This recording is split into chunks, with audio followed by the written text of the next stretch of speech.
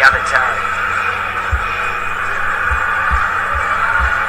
And for the Sydney Thunder, they are unchanged, and why shouldn't they be after coming off the win against the Melbourne Renegades yesterday? They've gone in unchanged. It does look as if Beaumont and Treneman will do the opening up with Knight and Haynes in at 3 and 4. That seems to be the stable lineup that they're looking to go with for the remainder of this tournament. We spend a moment for all the players and staff involved in the WBBL to take a reflection on the state of the world at the moment and acknowledge that we still have a long way to go in terms of fighting global racism and racism here in Australia as well. What are you looking forward to, Jen? I'm looking forward to a fight from Sydney Sixers. They've obviously been on a run of outs, 5 losses in a row. We know previously they've loved the mantra of Sixers go vertical, and we need to see it today. So if we can see it today, then we know we're going to have some exciting cricket. The Thunder, they seem to love playing here, so I think if we can have a good game, I'm real happy. The Derby is underway. Sammy Joe Johnson. There we go. Didn't quite get it out of the middle of the bat. It was a little bit toey for Healy, but still find its way to the boundary. Well, that's a start that Alyssa Healy would be happy with. We saw yesterday, the other game that she played, she was constantly re-practicing her strokes, and it wasn't just one, she was practicing like back foot, front foot, going down the wheels. She was all over the place. This time, first chance she's got for a cover drive, and she's gotten it away. Yes, maybe not off completely the middle, but good placement. Smith, regular close in mid-wicket. Interesting field on the onside for Healy to have. Smith, quite a straight mid-wicket in line with the crease line.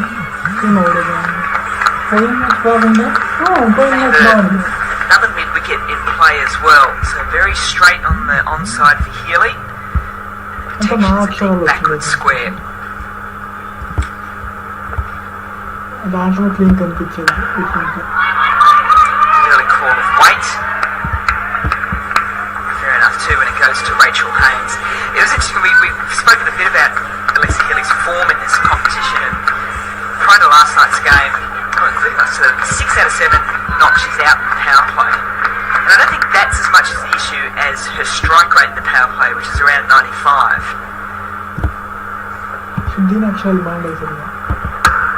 I think the Sydney Sixers would be fine if she went out in the power play, but if her strike rate was up and around what she's usually hitting, around that 140 mark, and she gets off and hits 40, and they're off and going, then that changes everything. Yeah, completely right. And there's a little bit of pressure on her because there's no Ash Gardner to sort of try and continue that role if it doesn't come off for Healy.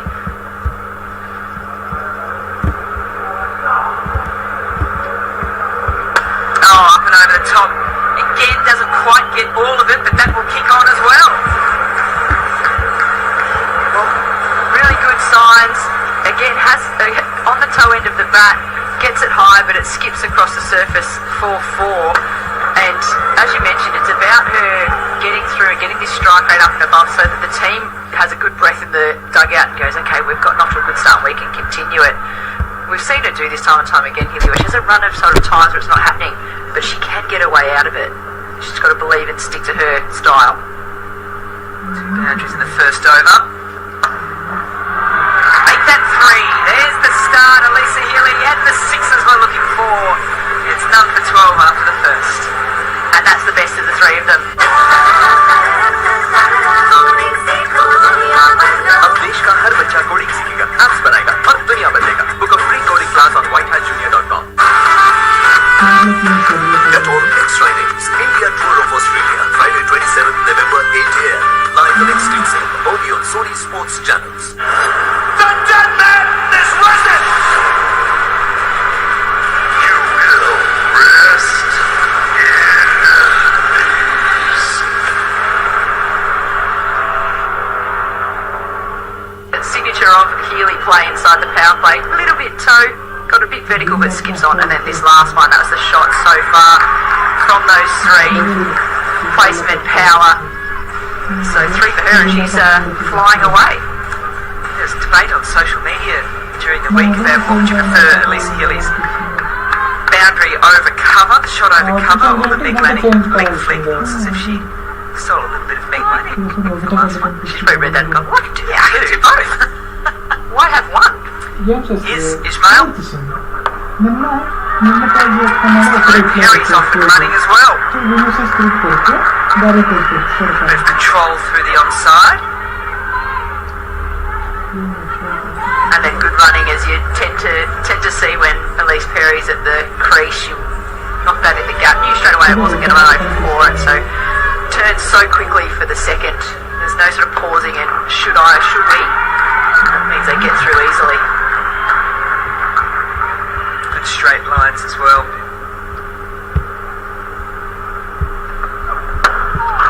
The straight line running part, SYSW, a couple of nights ago for the Renegades. Last night. Yeah, they're all blending in, sorry.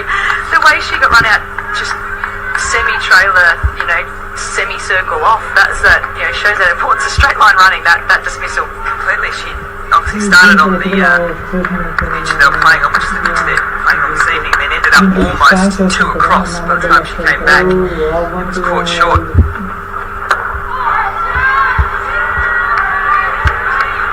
When you come to a ground, it's great to be able to sort of sit back and just watch two teams rock up, and particularly two teams in started well. They had the 4 wins on the trot, then they've lost 5. The Thunder, coming off a win, started well and then sort of lost their way and are coming back again. Ishmael coming in. The on drive, that's through. And now Healy joins in the boundary brigade. Pressure on the Thunder early. Well, when you boost an on drive where you just lean into it and it races away down the pitch surface and away, I think you just really relax into things, because that's not an easy shot to play. She made it look easy, showing that she's getting her eyes and her head, they're moving well together. Love the tee point from the fast bowler too, to the other opening quick saying, where's the dive?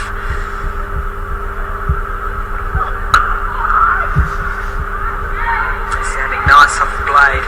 The Thunder rocked up early. They were here, they were busy, doing all their warm-ups, a lot of chatter, a lot of jocularity going on. Sydney Sixers rocked up, for them and for sort of competition norm quite late. Okay. And they sort of went around about their business and you're sort of thinking, is this a good sign or not? Maybe it's that more relaxed approach.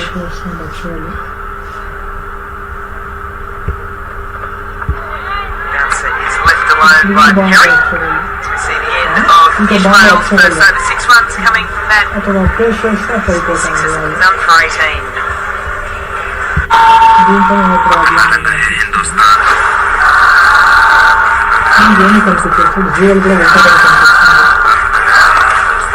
It's time to do cricket's true colour after 9 months. Men in blue from Australia start on 27th November 8 a.m. onwards, only on Sony Sports Network. Summer to remember, Monday to Friday, 10 p.m. Only on Sony 6. Let's actually turn up.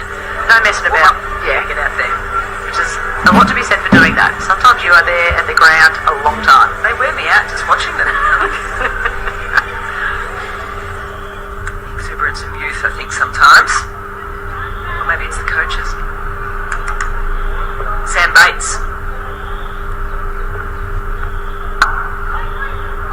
This field, Hannah Darlington has dived over that one to her left, and you don't want to give runs away in the power play to Healy. Dealing in boundaries, beginning of this match, Ellyse Healy, and she will have no drama with doing that. It's her currency that she'll enjoy.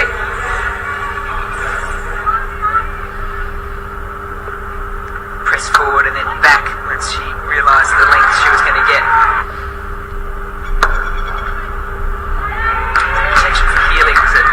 Long off and deep mid-wicket. Perry now on strike. And Rachael Haynes very quickly saying to Shabnim Ishmael, off your trot, you can go down a long on. Sam Bates has been fantastic for the Thunder this season, and many seasons, hasn't she really, but particularly this season.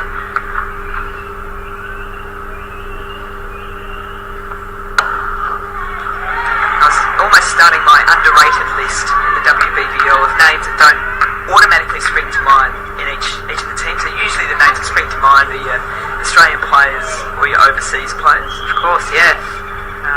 When I was looking at who I thought was going to get through to the four for this WBBL. Oh, here we go. Here we go. One bounce four.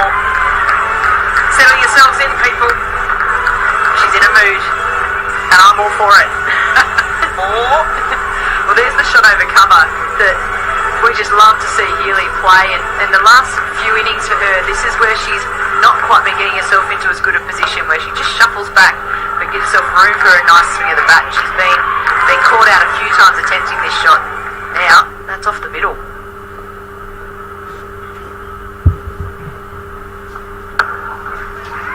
And it's wrong for me to say, even that shot says to me that there's something just a little bit different about Ellyse Healy today. Wasn't quite in position, not getting carried away. There's a little bit of resolve to say, not there, I'm just taking the single, I'm staying here. I'm in.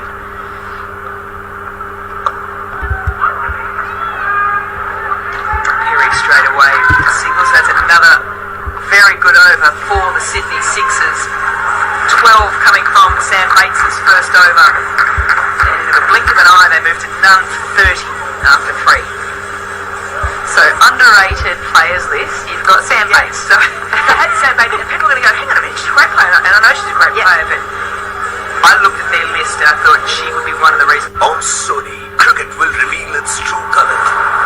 दिखाने सबको अपना रंग है हिंदुस्तान निकले नीला अपना रंग है Hindustan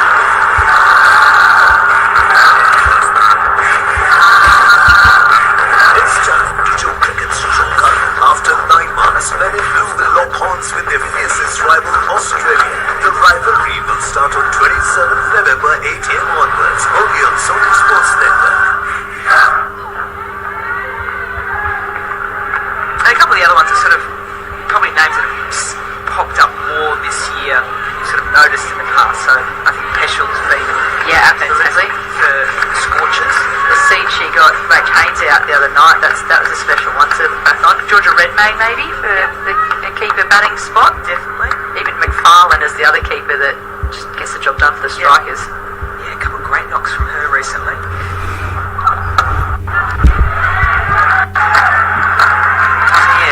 I'm going to keep working on that one, Jen. Feel free to add away.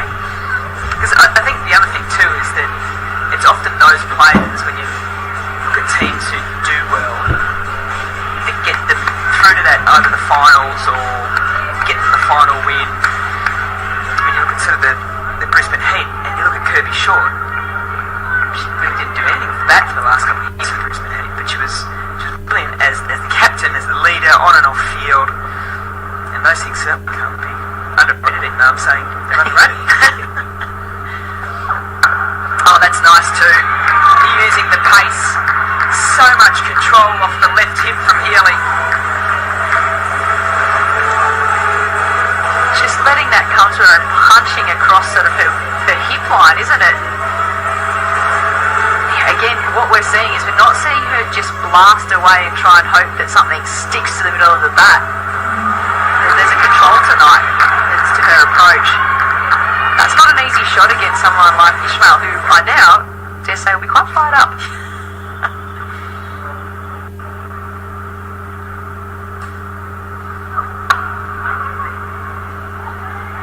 Just closes the face contact there. Healy has a rugby practice. I'd love to, this is the time where you can mic players up, GoPros on, but you like to get in their heads a little bit and see what's the different things that Healy's saying to herself from previous innings to this one here. Yeah, a genuine stream of consciousness. Yep. Yeah, why not? Run off the hip, then the pull shot, same area, different shot, same result. Yep, I'll have that, she says. Why not? I've just got to get it over the top of mid-wicket, who's slightly closer in than standing on the inner circle. And again, the outfield at the showgrounds, it seems to give good value. Once it clears, it keeps running nicely. But yeah, it would be interesting, because when they're mic'd up, sometimes they're conscious of being mic'd up. Yeah. So, you know, that they're saying things that they think we want to hear. Yep, and not swearing. Well, correct. 2 4s so far. Oh, is that 3? No, Sammy Joe Johnson does well. If you remember the glare from Ishmael, you know, first over, so I thought I better... Mrs. Figueredo is an absolute savage. Say hello to your worst nightmare. Thunder takes second place. Africa men guns blazing and knocked out. Out for red on fire. Valentina Shevchenko, the gold standard in the women's flyweight division. He's just that good. Oh, there's a tap. Jennifer Maia. Another outstanding showcase for the UFC's flyweight division tonight. UFC 255. Figueredo versus Perez. Live and exclusive on Sony 10 2 and Sony 10 1. And in Hindi on Sony 10 3. It's difficult to smile when you're not performing to the expectations that you have for yourself. It's certainly not to say that she hasn't been scoring runs, just not to the same amount as we're used to seeing. Long off, deep mid-wicket, put square inside the circle now. Traditional field for Bates to Healy. And even then, just that she gave herself so much room backed away. It was a good piece of middle, just to the fielder this time.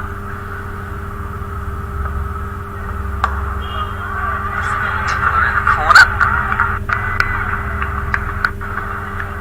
I've been so excited about just the start here from the Sydney Sixers. You go, right, well, Rachael Haynes, what's your reply here? You've used Ishmael and Bates after the opening over of Sammy Joe Johnson. Oh, full toss. Unbelievably, Terry doesn't get away. Oh, I think her eyes lit up too far. She couldn't believe it. A rank mishit. Creates the full toss. Sharp footwork. I love how Lauren Smith just throws herself around the field. So that she has no chance of getting to that then from mid-wicket. But she chucks in a great wicketkeeper's commando roll, I must say. I reckon it's warm-up. You know when you get a ball in the field, you're a wicketkeeper, I know this won't apply to you as much. The first time you get the ball in the hand, you want to get the arm warmed up, you know, get a bit of fit through the wicketkeeper. You want to let the batter know that the ball's hitting gloves hard, and that warms the shoulder and gets you alert. I think it's likewise in the field for some fielders. You want to get a dive in early. Yep, up and over. Rachael Haynes thought for a split second she might have had the opportunity of pulling off one of those Rachael Haynes screamers. She doesn't though. And Healy finishes off that Bates over with the boundary. They move to 4 short of the 50. Yeah, it did look just slightly like we were going to see a Haynes, lovely timed leap and snare it in one hand, but it just kept carrying away from her, and eventually she had to give in and bow down to a superior shot. I think right now there's got to be a lot of thoughts going to skipper's head. She's just had to run down to collect that. Now she's got to get back up, talk to her fast bowler, find her way through the puzzle that is Alyssa Healy. Although she's one of the fittest players going around, I'd still be somebody near the boundary line, I think. It's interesting when you talk to the Thunder and even the Aussie girls about the amount of mayo they reckon Rachael Haynes pops on her catches. It's cheeky, isn't it? One of the best fielders going around. See, that just leads me to thinking that they should be, just purchasing a cheeky bottle of mayo from somewhere and work. They're very creative. I know they're very creative. Working on a little new sticker for some Haynes. Nice. Just having that available for the odd cheeky photos, on their Instagram. Made myself some lunch today. Added some mayo. Just add that down there. Ishmael starts just inside the inner circle. Timing. It's getting better and better. Healy off to an absolute fire. As the 50 comes up for the Sydney Sixers. And we're not out of the power play yet. There's still a little bit left in it.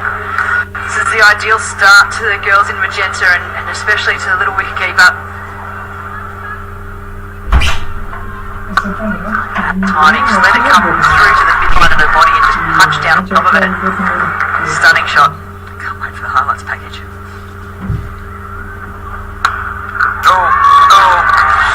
timing for the first, just a little bit of brute force and timing for the second.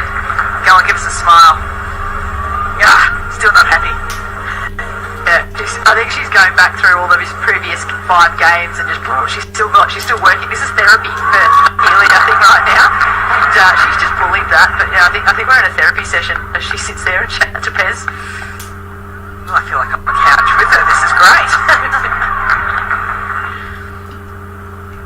I hope it's a long therapy session because I'm thoroughly enjoying it. Me too.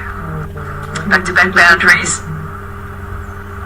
And there's the lovely on drive. Goes straight to Sammy Jo Johnson. Al and I were also talking in the last game about signature shots, which players in the WBBL own certain shots, so we might have to put Alyssa Healy's down for the on drive along with Annabelle Sutherland. Sutherland's on drive is a delight, isn't it? Yeah.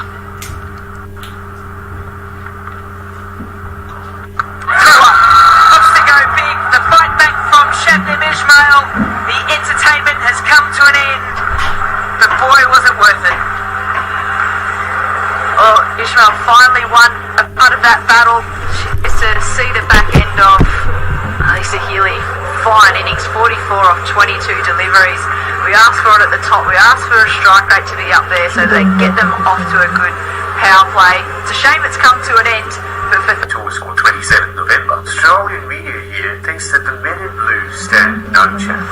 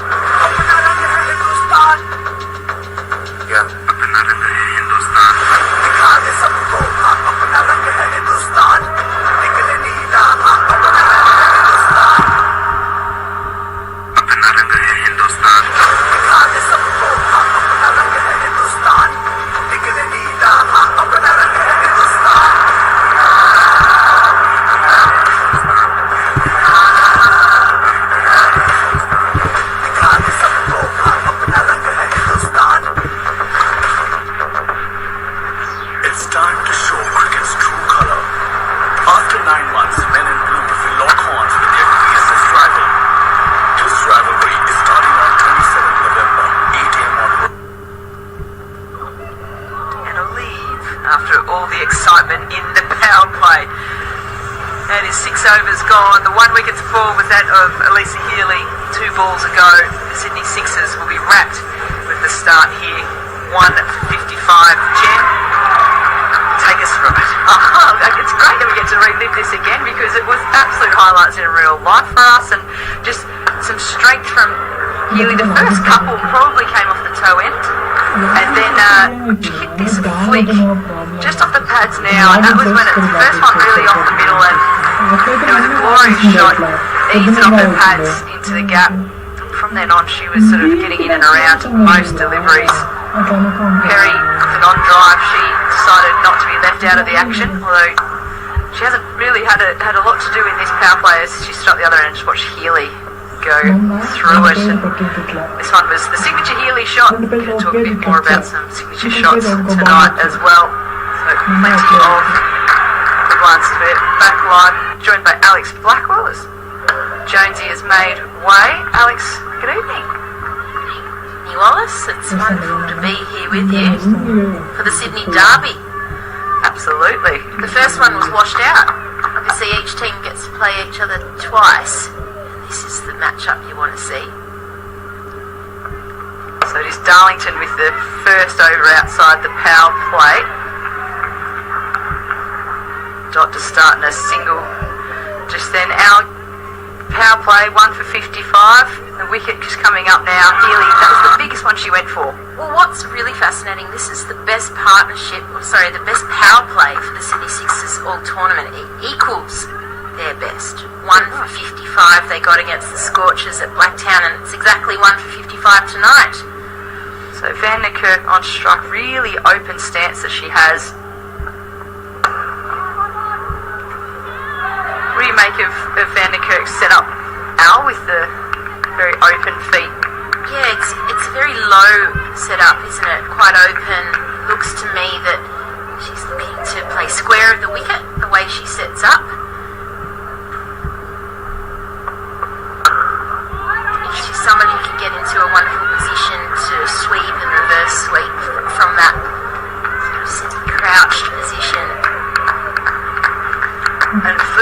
I'll get your thoughts on Hannah Darlington too as the open progressors, because she's been another standout for the Thunder so far.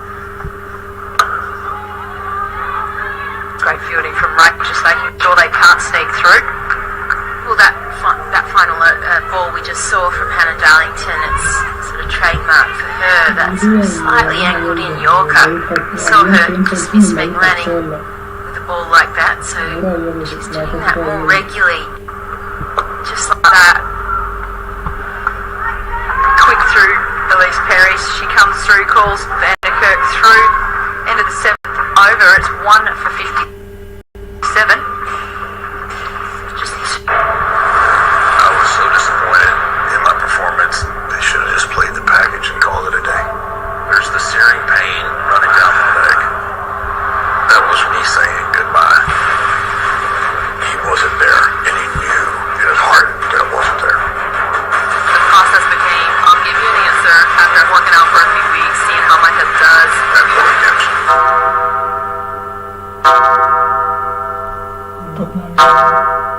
She's someone who's had great success and she's been hitting the stumps at a high percentage.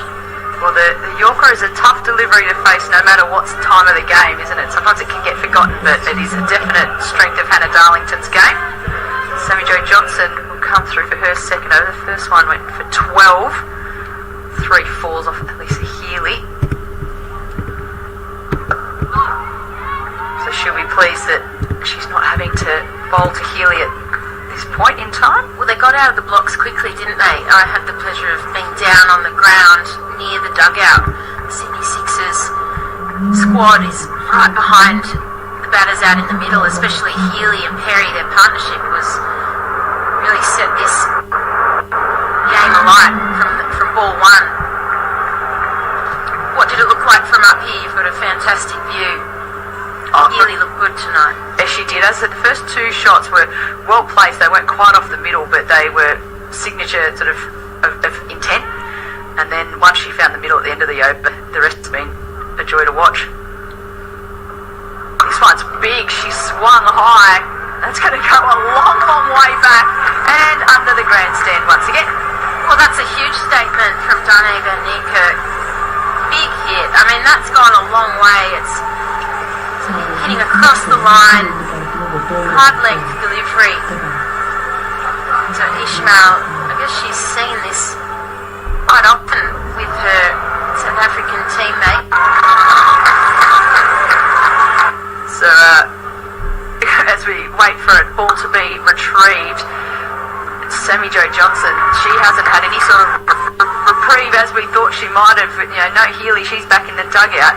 Van der Kerk has stamped some authority into the fact that she's been tasked with the role of Ash Gardner, I suppose. Yeah, she has, and she's got it in her, Darcie Van der Kerk. Obviously a fantastic leg spinner, but really a world-class all-rounder. She's someone who enjoys the contest, and I think she will enjoy coming up against the Sydney Thunder. These 2 teams, they've had great rivalry over the years. It's been some of the most memorable matches for me, playing with the Sydney Thunder against the Sixers at the SCG. We went into a super over one game and we won because it was on count back. We tied the match proper and then we tied the super over and then it was on a count back. So there's so much, there's very little splitting these 2 clubs.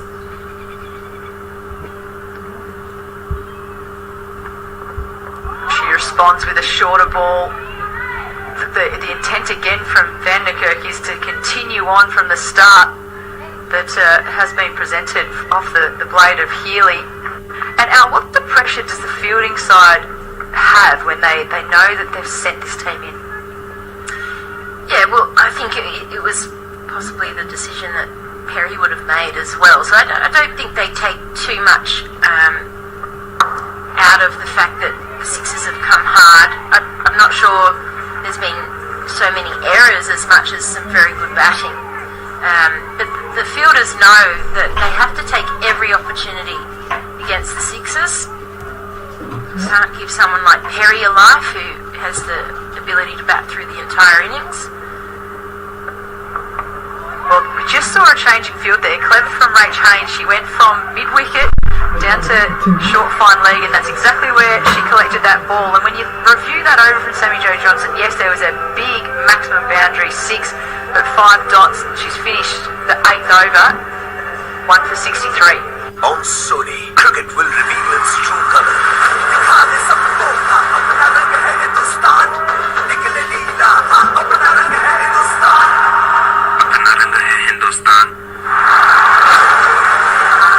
It's time to show cricket's true color. After 9 months, mlrw will lock horns with their fiercest rival, Australia. The rivalry will start on 27th November, 8 a.m. onwards.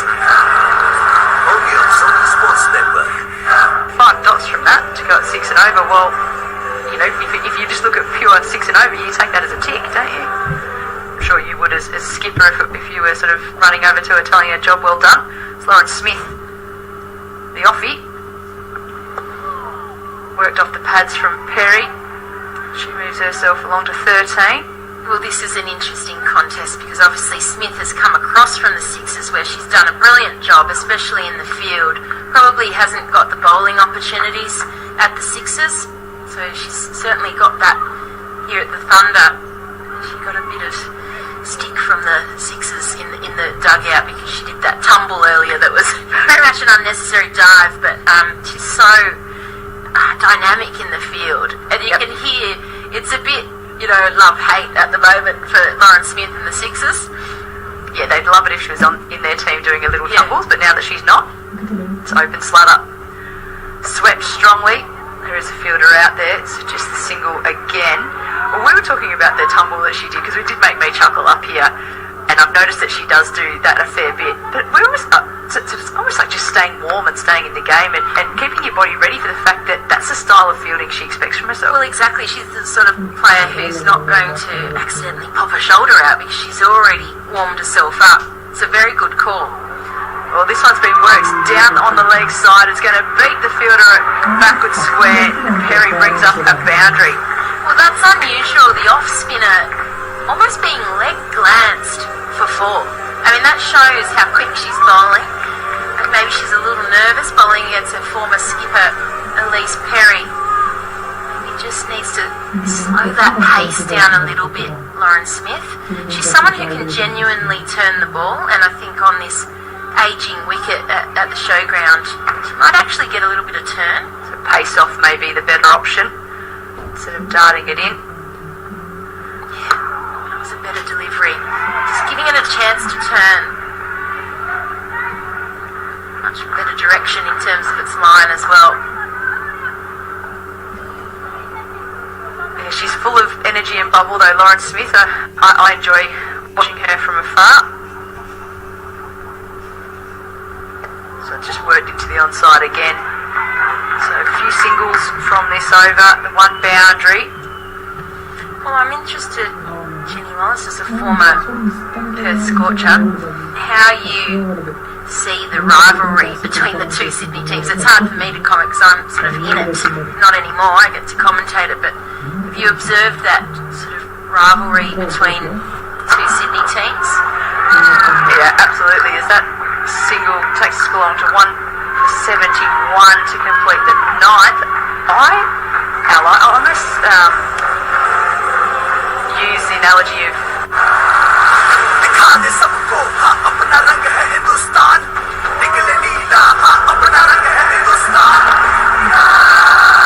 it's time to show cricket's true colour. After 9 months, mlrw will lock horns with Australia. Start on 27th November, 8 a.m. onwards. Only on Sony Sports Network. The dead man is worth it! You will rest in peace. Okay, I'm pleased to say we've done that. yeah, you definitely So have. as sisters, yes, you sort of want to be up there against them. The knight comes into the attack. There's the tumble from Smith. She was closer this time. But it makes the batters wonder, is she going to get it? And if there's someone who's less inclined to dive, you know that's an easy one, but because it's Lawrence Smith, you just have to wait that fraction of a second before going. Yep. So some of the time it looks unnecessary, but she doesn't know if she can get it unless she gives it a crack. And fielding has to be fun, and if she's having fun doing that sort of stuff and keeping herself engaged, then I think it's a good thing. This one's swept off the line of the stumps. There's a bit of work to do for Phoebe Litchfield, but she's quick, and they and are about two, and it's a close run as Perry just grounds the bat. Well, it was a good throw from Phoebe Litchfield. Sort of turning blind a little bit there, wasn't she, Ellyse Perry? This is my first opportunity to watch a Sydney derby from this position, and I'm quite nervous actually. I do want both Sydney teams to progress through, but they both need the win tonight. That's so true. Perhaps the Six is a little more than the Thunder. Wow, that's a big shot. Darlington almost goes up for the one-handed specky, but no, it carries the distance. Well, that's great signs from Ellyse Perry, going downtown, getting a maximum. Heather Knight has been successful with the ball for the Sydney Thunder. She's someone who has racked up a truckload of runs. She got 3 wickets in 1 over at this venue, and she'll remember that fondly. Not so much the 6 down the ground from Perry. What can she do? Just worked off the pads. Just take the easy one, so boundary and then a single makes most coaches pretty happy. I wonder also if the Melbourne teams have a similar sistership. Yeah. It's as intense, that rivalry, that love-hate relationship. Well, they're at opposite ends of the spectrum, aren't they, on the table? The Stars and the Renegades. And they are this year, and in fact, they probably have been most years, so in that sense it's flipped this year, hasn't it? But when you look at their head-to-head, the Renegades still have it over the Stars, which seems bizarre when you look at the Stars this year. So this is swept well, just for one. So Heather Knight take away the 6, and it's a pretty good over to finish the 10th as we come into the little half-time break. 1 for 82 is the score up on the board for the last wicket to fall. Is an absolute savage. Say hello to your worst nightmare. Let their take place. I'm going to come in guns blazing and knock it out. Out for red, on fire. Valentina Shevchenko, the gold standard in the women's flyweight division. She's just that good. Oh, and the tap, Jennifer Maya. Another outstanding showcase for the UFC's flyweight division tonight.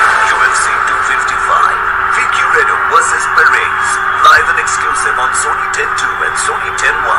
And in Hindi on Sony 10.3. To score 27 November. Australian media here thinks that the men in blue stand no chance. So hotspot. ये भाई हम से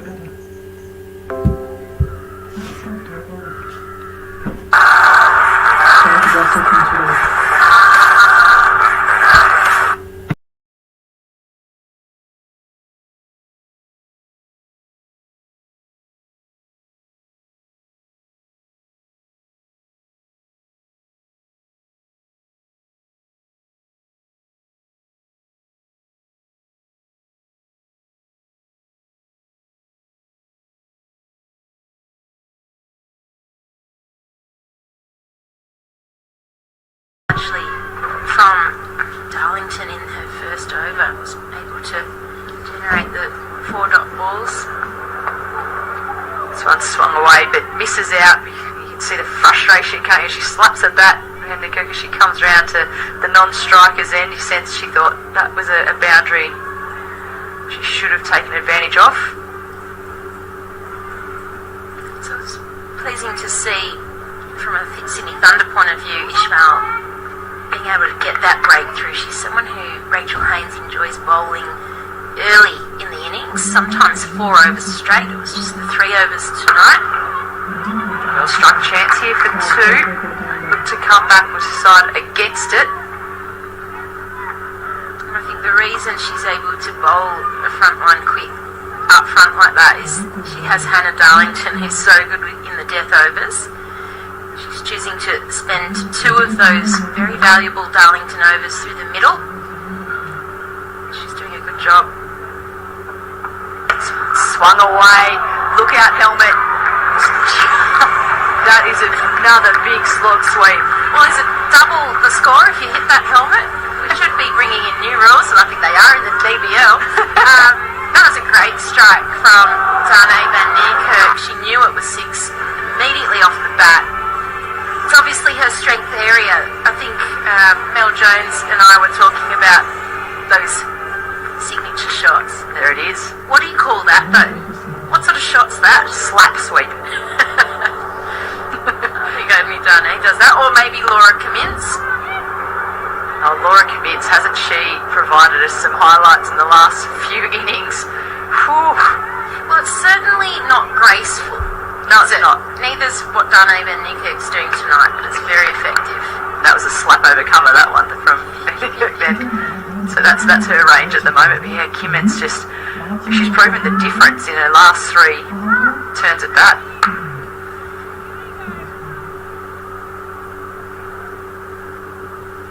Great.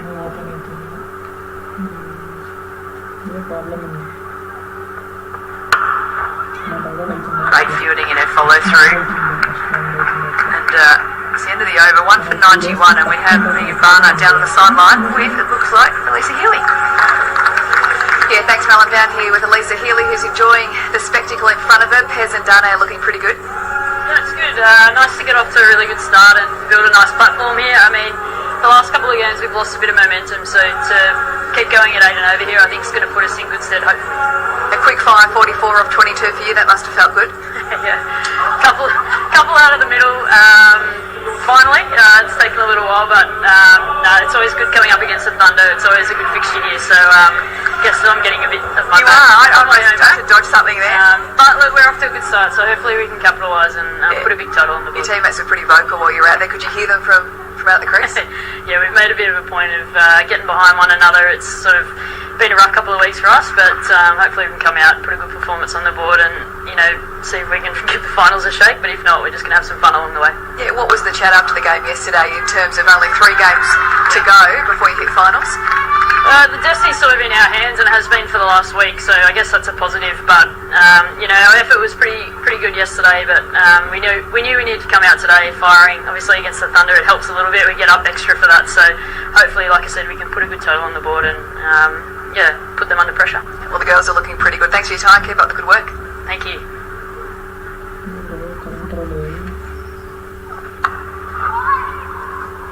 Oh, great to get some insight from Healy as to where she's feeling after a breakout innings from a run of some off form, and also I love the fact that her teammates are getting her back. She's renowned for being cheeky and interrupting everyone else's interviews by doing silly things or throwing softballs and things that just nag at you. So how do you feel about the team getting her back? It's great. I mean, she can hack it as well. She wouldn't dish it out if she couldn't. Oh, van Niekerk just having a piece of her South African teammate there. Just dealing in 6s. Absolutely, Jen. That's third 6 for Darcie van Niekerk. She is keen to hit it out of the park as often as possible. Why not against her premier fast bowler for South Africa? Was there a surer thing than Ishmael bowling the 11th over and the 12th over and stuff like that for the Thunder? No, we know that she tends to finish her overs early. Followed up power with just finesse, glides it for the single. Talk about sort of sibling rivalry, that international teammate rivalry must exist when they come across here to the WBBL and play against each other. Yeah, I think so. I think it's a bit of pride on the line. They want to be representing their country as well as their club. Just misses out there, Perry. So the field's set very much for shorter length, isn't it? The deep cover, the fine leg, the third man and the deep square. The drives are up, and that's where Van Niekerk and Perry have been looking to target. It takes a good shot though. They need to allow the ball to arrive and then use those fast hands to get the elevation. That's close. And given Ishmael She gets her second big wicket of the evening, this time adding Perry to her kit bag. Well, it's that extra skid on, potentially under lights. Yes, the wicket's getting a bit lower because it's now the 8th match, I believe, consecutively on this pitch. But that extra factor with the under lights just tends to skid on a little bit. And that one certainly did. I mean, there's very little doubt in that. Getting halfway up the stump. Well, it's a risk that Perry takes now that she bats on off stump, that if she gets squared up and misses it, that she's a heavy LBW.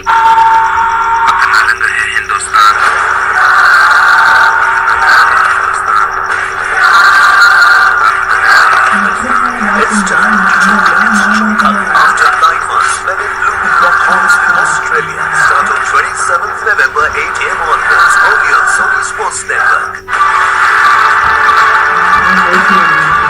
Summer to remember. Monday to Friday, 10 p.m. Only on Sony 6. Fired up now. Ellyse's job in the outfield. She's brilliant out there. So the new batter who will be at the non-strikers end, because it was the last ball as you mentioned, is Erin Burns. She's, in the last few games, had a bit more of an opportunity with both bat, maybe could probably do with a little bit more opportunity with ball as well. Yeah, she's been very economical with the ball, so she could certainly take on more overs. This one was heaved away. All the signals from Vanderkoot, very open stance, as you've mentioned, low in her stance, wants to swing it to leg side. She just looks like that's her go-to tonight. Yeah, I think there's one way. It's dealing in boundaries for Van Niekerk, and interesting, I guess, with Burns there, who can do the same. What type of role might Burns look to play? Meeting Van Niekerk, who's 27, not out. Also sweeping and gets it away finally, Erin Burns. She's going to open her account with a boundary four. Yeah, it's a shot that she plays very well, Erin Burns. Burns has had a couple of 20s and 30s. She's got a great chance here with still 6 overs to go, 6 or 7. That boundary also took the Sixers over the 100 milestone. 2 for 103 they are currently. Lauren Smith, after that boundary, she's gone for 5 off the first 3 balls. Now has to work her way through the next 3. Erin Burns on strike. She drives her way through cover nicely. You would have played a fair bit of cricket with Erin Burns and against Erin Burns.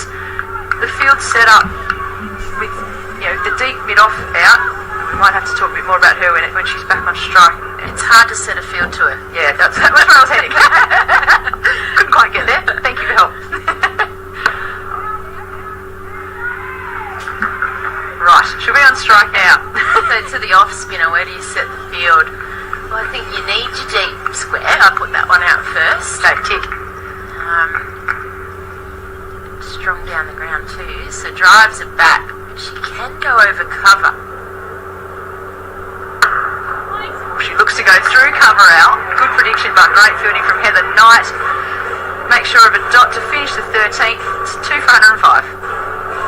On Sony, cricket will reveal its true color.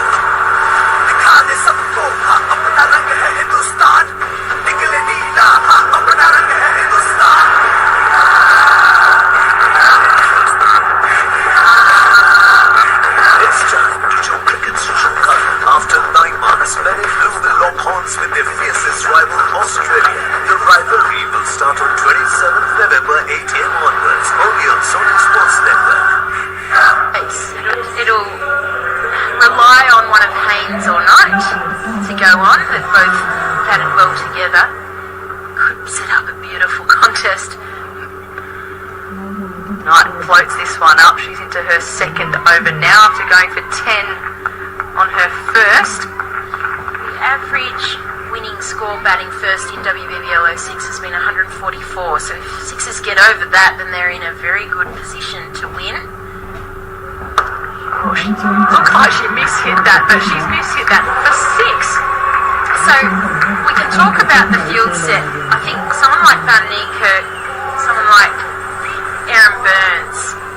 They're good all round the ground, really, but because they can hit well over cover, they sometimes force that mid-off to stay up and a deep extra cover on the boundary, so it creates a gap down the ground where Van Niekerk capitalised. Now the cover comes up, so just no opportunity to get width. Reverse sweep, great fielding. That's Tammy Beaumont there. We haven't seen a lot of her in the field tonight, but that time she saves the 4. Mark her down as +3. That's 4 sixes and counting for Van Niekerk. She is flying. And that one looked like she was trying to go over long on. Yeah, She reached a little bit further for it and managed to drill it over mid-off. So Burns really think her role right now. well, I think while Van Niekerk's at the crease, Burns can take her time to get in and just hit the gaps for 1, push for 2 potentially, but it's a win if Van Niekerk can face as many balls at this point. If she's someone who isn't looking to be out there running the quick singles and the quick 2s, so why not give her this opportunity? She's in a good flow, she's hitting 6s for fun at the moment, so Burns should be looking to get her on strike as often as possible. It's been fun for us to watch her hit these 6s. This time she just punches it down the ground, well controlled, completes the 14th over, 2 for 114, it ticks over. Burns 6 not out, and Van Niekerk flying 36. I'm going to take a break, and Mel James will join you again after. I was so disappointed in my performance. They should have just played the package and called it a day. There's the searing pain running down the neck. That was me saying goodbye. He wasn't there, and he knew in his heart that I wasn't there. The process became, I'll give you an answer after working out for a few weeks, seeing how my head does. That's what he mentioned.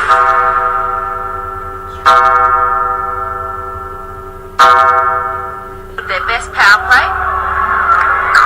and they've continued to go through the middle overs as we see back to live pitches. Sam Bates resuming her work, and welcome Mel Jones. Thanks, Elle. Thoroughly enjoying listening to you and Jen take us through those middle overs, and it's set up beautifully, isn't it, for the 6s? You've got someone in Dundee Van Niekerk. Sweep shot. We see Burns play so often. Litchfield in the key position at deep mid-wicket. She'll be very much in the game with these two at the crease, Burns and Van Niekerk, both who enjoy that slog sweep. Yeah, we know Burns hits to so many different funky areas of the field.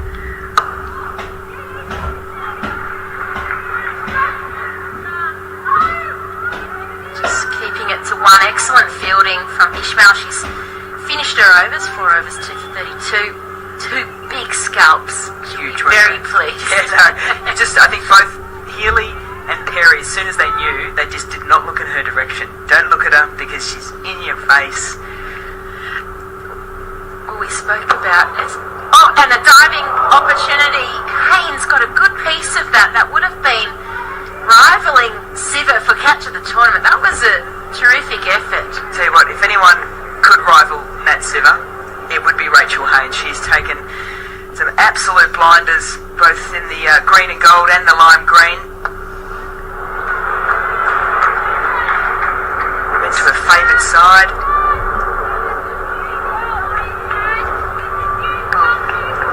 How much might that cost the Thunder?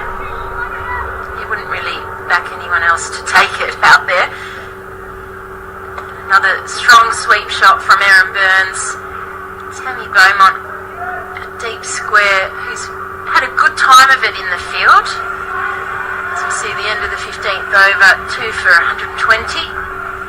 As we look at that chance once again. Terrific effort. Whole body off the ground. Bates would have enjoyed that. Another wicket to her tally. She's been a prolific wicket taker. Drop catch or saved boundary? I think Haynes is a bit miffed about that. I reckon she feels she could have had that, and she trains for this. This is it. and she's got such high standards. Yeah. I understand actually in the Sydney Thunder group at the moment they've got an orange jersey for the fielding leader, so it's runs against and runs saved, runs cost. I think Lauren Smith's held that a lot, and in fact Heather Knight got the jersey. No surprise. So is that runs saved to the orange jersey for Rachael Haynes? It depends how many runs the drop eventually costs. So we see Hannah Darlington switching ends. Runs that cost because the batter goes on and keeps scoring the runs off the drops that they've run through for a single. Well, I don't know how their criteria. We should. I'm keen on the analytics in the game. We should go and ask Trevor Griffin how they mark the scores here. Strong leg side field set. Darlington attacking the stumps, but Van Niekerk too good, going up and over the offside. And what I love about Van Niekerk too is with her setup, she's really low in her setup, her hands alone. I think that actually puts off a little bit the bowler in terms of what kind of length they can bowl, because that's quite a full delivery from Hannah Darlington. But Danae Van Niekerk's just got this ability to keep her hands low. You watch this here, that's a full ball, but her hands can get up and under. She's so strong in the wrists, which you'd expect from a leg spinner as well. Hannah Darlington, the reply, and it's a fantastic delivery. Oh, will the Sydney Thunder appeal? No, they won't. Handle the ball? I don't think they will. Probably not Talia Wilson. And that was a wonderful reply, because she can see, Darlington can see that Van Niekerk's trying to create some width by staying leg side of the ball. Another full delivery. Just squeezed out to the mid-wicket region, and that bullet throw from Ishmael. We saw earlier in the day the Strikers taking on the Renegades, and the Renegades were victorious by 7 wickets. We had some sportsmanship there, that's great. Wolvaardt, and we spoke about her grip. Quick single, Haynes with the throw, easily home. And you spoke, Mel, about how the hands are slightly separate, and that bottom hand comes into play, and we see some similarities in the South Africans.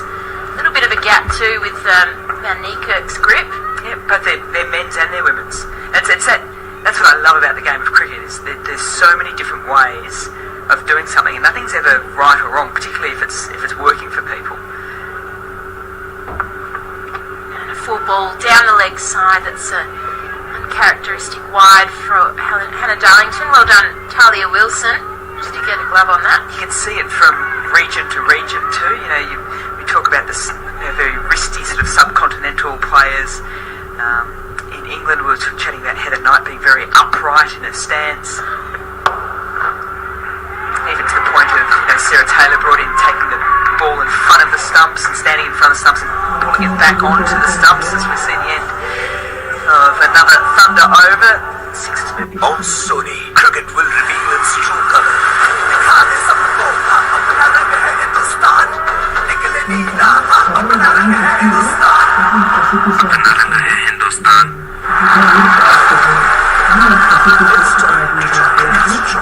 After 9 months, men in blue will go horns with their fiercest rival Australia. The rivalry will start on 27th November, 8 a.m. onwards. Only on Sony Sports Network. 4 of them already tonight.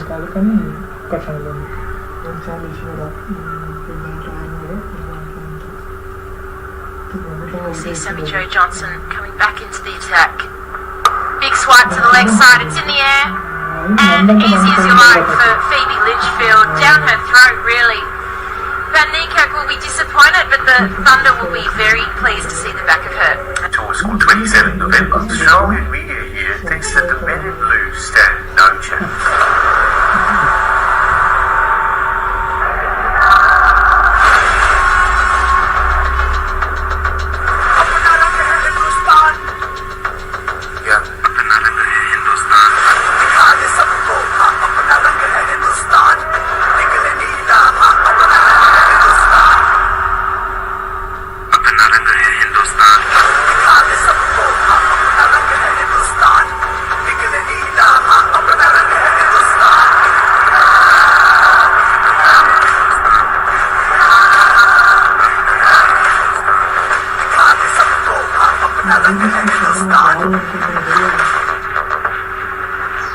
time to show cricket's true colour. After 9 months, melbourne will lock horns with their fiercest rival. This rivalry is starting on 27 November, 8 am onwards, only on Sony Sports channels.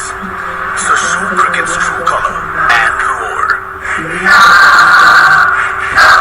Joe pulled to Burns. Burns is able to get a quick single. Mind you, Haynes thought she was in with a chance for the run out. For the run out, she came in with the bouncer. It's kicked off the pitch and nearly taken Sammy Joe Johnson's head off, I think. She was very quick to get the head out of the way. People in that region, the batter can have a helmet. The umpire can have a helmet, but the bowler, not so much. So, flick out to mid-wicket, Phoebe again in the action.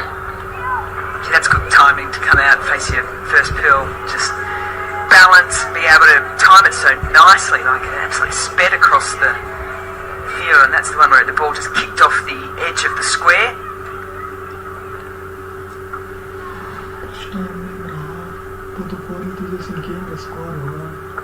It's a big shot in the air.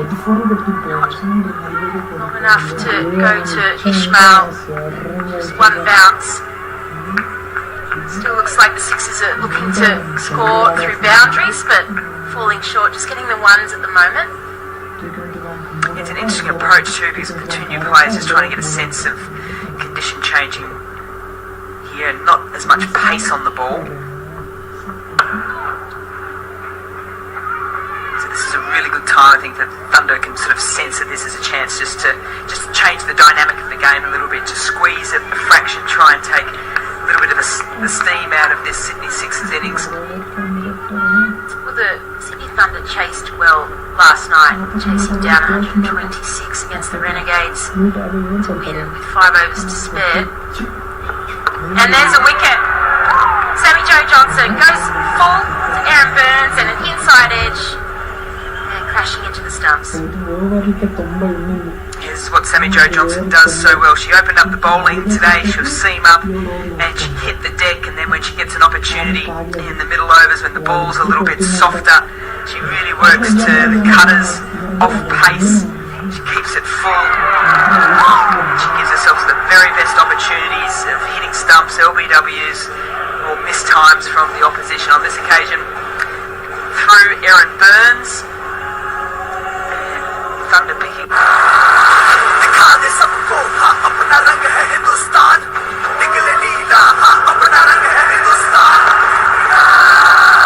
It's time to show cricket's true colour. After 9 months, melbourne will lock horns with Australia. Start on 27th November, 8 am onwards, only on Sony Sports Network.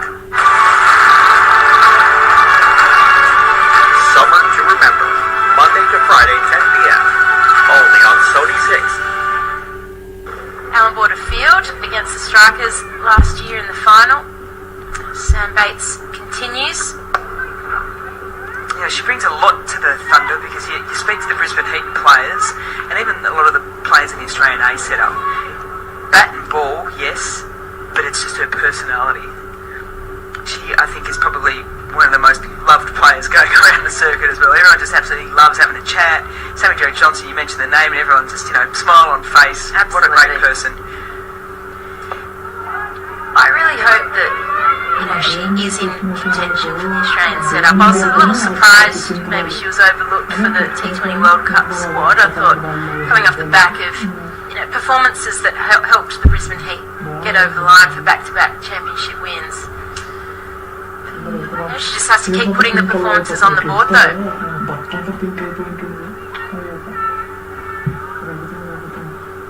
So we've got Andrews at the crease, someone who can find the boundary rope. Just going for the easy single into the onside. Tylee Wilson doing the job, cleaning up. So with that chasing form, the Sydney Thunder, what do you think that they would be happy to chase down here at the Sydney Showground under lights? I think the fact that they chased so well yesterday. Thought it was a caught and bolt there, Mel. So and had balls to spare as well. That's a big thing. Yeah, you look at the win, you go, yeah, we've won the game, but we've won it really, really well. Advancing, Bates just bringing back her length, seeing the batter, Marzan Cap advancing, trying to go down the ground. And for me, it's the setup, isn't it? I think they've got to stick with Chennai and Beaumont at the top of the order. And they've got to be happy. They don't have to be 1 for 55 at the end of the power play. That's right, and it's an opportunity for a run out. And Drake's looking to get the quick single. Marzan Cap says no. And no damage done. That's the end of the 18th over. 2 overs to go.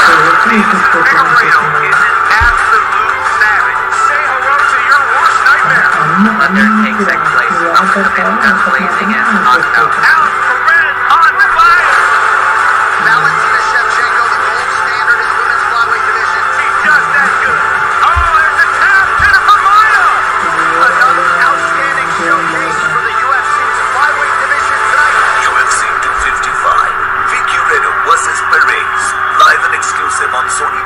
Sony 10-1 and an Healy on Sony 10-3. In the 20th. Shipping not too long on, it's Ishmael doing the job, and you just cannot get 2 runs on her. No, she's fantastic. So what I'm saying is I don't think they need to match the Sixers in the power play. They've got to play their game. So the power hitting of Healy, they don't really have in Beaumont tournament, so don't try and match it. Do what you do well, and you can set it up another way. So if they're minimum, 1 wicket down, ideally none. If they're none for 40, it gives them a foundation. Then they know they've got Sammy Joe Johnson can come in at any stage, just open up the game. They've got Haynes and they've got Knight, and that's a solid middle order.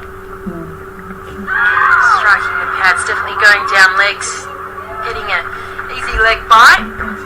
Claire Polisak making the signal. No, I totally agree with you there, Mel. They're 2 very different teams, very different batting lineups, and the strength of this Sydney Thunder team really.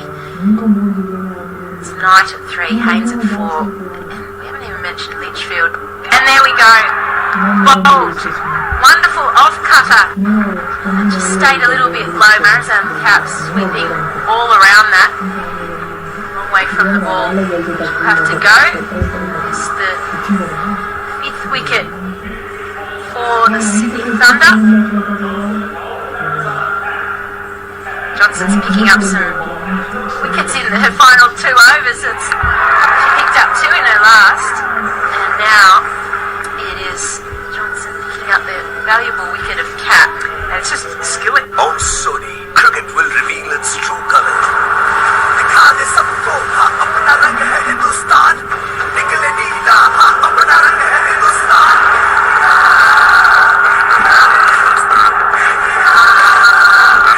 It's time to show cricket's true color. After 9 months, men in blue will lock horns with their fiercest rival Australia. The rivalry will start on 27th November 8 AM onwards, only on Sony Sports Network.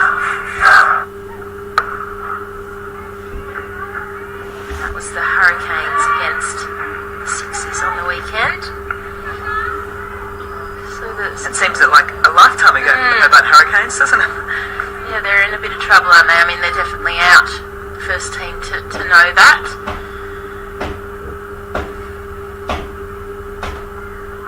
Big swing from Andreeks. It's a carbon copy of the Marzan Cap approach. This time it didn't hit the off stump. You just got to set yourself for that slow ball cutter, don't you?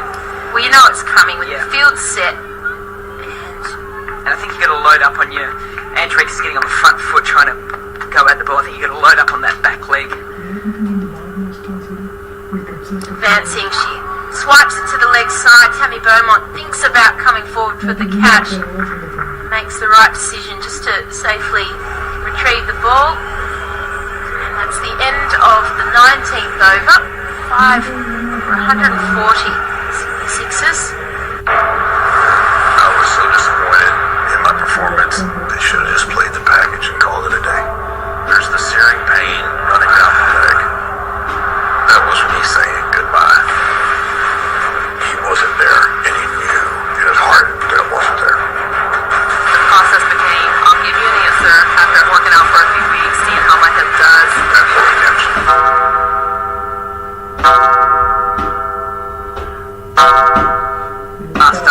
WBBL Rookie of the Year last year. She was absolutely brilliant. Now senior player in this Thunder setup. Funny to hear those words, senior player for such a young player. Was bunted into the onside, Lauren Smith coming in, they're going for two. They easily make it home. The throw was a little bit wide. On your toes here, Thunder players, because between these two Sixers players, they are just going to be putting their skates on. So there's going to be probably a bit of chaos out there. So nice loud calls, know which end you want to throw. You can have strong hands at the stumps. One of the batters is nicknamed Winks. And that's bowled. Hannah Darlington with the underarm fist pump. She celebrates that wicket. She's become accustomed to taking wickets late in the innings. And Ange Peaks is bowled with another good Yorker. She's 4 runs off 8 deliveries. Well, if it's good enough to get Meg Lanning, I suppose it's good enough to get a few other players out in the WBBL as well. We talk about signature shots. I reckon that's fast becoming a signature celebration too from Hannah Darlington. Sophie Molyneux goes with the underarm little fist pump as well. I think my favourite of all time though is Kristen Bean's the double underarm fist pump. And it's got a hop skip as well, I think, with and we won't be seeing her anymore. Her and I both retired last WBBL. Wait for it. There it is. Just, understated, but solid, isn't it? And it's Hicks, and there we go again. We didn't have to wait long. In case you missed the first one. Was that just a replay? Hang on. Darlington, another Yorker, this time hitting the leg stump, and Hicks has to go for a golden duck. Well, Jodie Hicks has had a horrendous WBBL. She's had a diamond duck the innings before, I think 2 more ducks prior to that. She's had a golden duck tonight. And that's all after taking an absolute blinder at Backward Point at North Sydney Oval in the first round. Took Talia McGrath against the strikers. So you probably thought from that she was setting herself for a big one. Well, on a hat-trick, Hannah Darlington, could she do it? Who's on strikers? Sarah Hayley, and you just say that Sarah Hayley will be putting the team first here, looking to score as many as possible in these dying few deliveries. I think it's 5 hat-tricks in the WBBL. And we miss out on the hat-trick, but perhaps a run-out. No, Rachael Haynes shy at the stumps, and Hayley gets home safely. I'm just starting to wonder what happens in all the games, but we've been on hat-trick balls a lot this WBBL. A lot of them. Had Nicole Bolton facing one the other day, and she was the first player to take a hat-trick in the WBBL. And Darlington to Lisa Griffith, gets some bat on this. Turning for 2, Hayley with the experience, just looking to get every single run. Well, Hayley had that magical moment a couple of years ago in the WBBL where the Sydney Sixers needed 2 to tie, and the ball's just trickled to short fine, and the ball was thrown into Emma Ingles, and she's thrown it in the air because they thought they'd won, and Hayley snuck back for the second, and we went into a super over. Last delivery, and Lisa Griffith runs it down to long on, and the Sixers get back for 2. What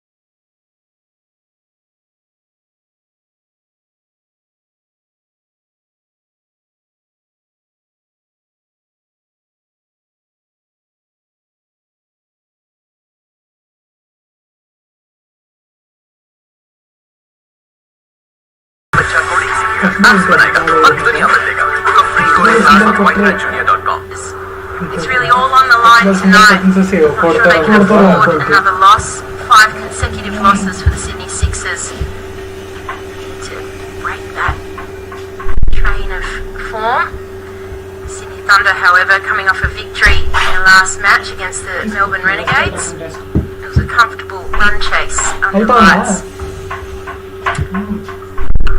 And it's a big hit in the air towards Aaron Burns, who takes a comfortable catch. And look at the excitement for the Sydney Sixers. They know how big this game is.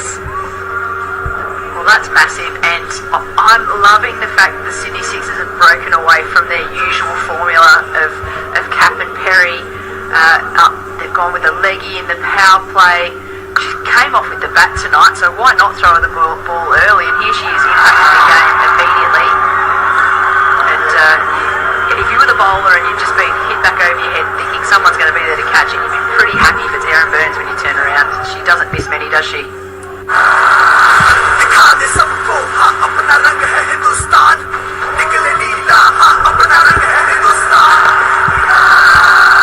It's time to show cricket's true colour. After 9 months, men in blue will lock horns with Australians. Start on 27th November, 8 a.m. onwards. Only on Sony Sports Network. The dead man is risen! You will rest.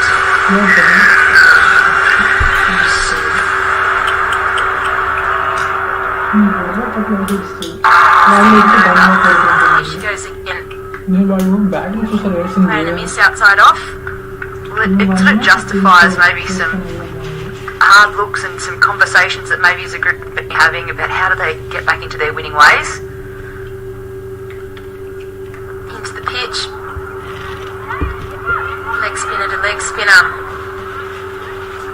One slightly more experienced and advanced in her career. I mean, Treneman is an outstanding young leg spinner. Probably just a little bit of low on confidence at the moment. It's really her batting she's focused on. Advancing, struck on the pads. It's a decent appeal. Healy not really interested. So you've got the long on back, Jenny, and you've got quite a square mid-wicket, big gap over the short mid-wicket's head. Just pushing back, no run into the offside. Yeah, also, I guess because the ball's is turning away around from the right hand, as you see fine legs, squarer or wider than usual. You can see them quite fine. And there's also backward squaring. So. Quick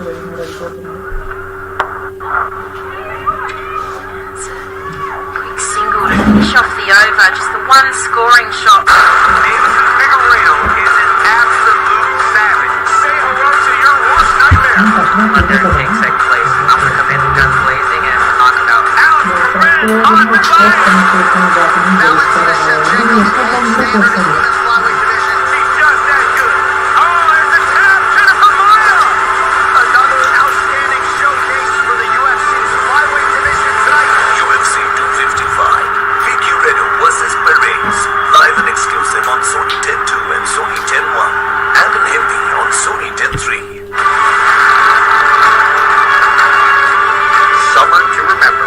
Monday to Friday, 10 p.m. Only on Sony 6. Sound cap again. And it's a good shout on Rachael Treneman, the umpire. There, Polisak having a think about that, and Cap not happy and making it known. Well, it's an interesting one. We do a lot of stats on players, Al.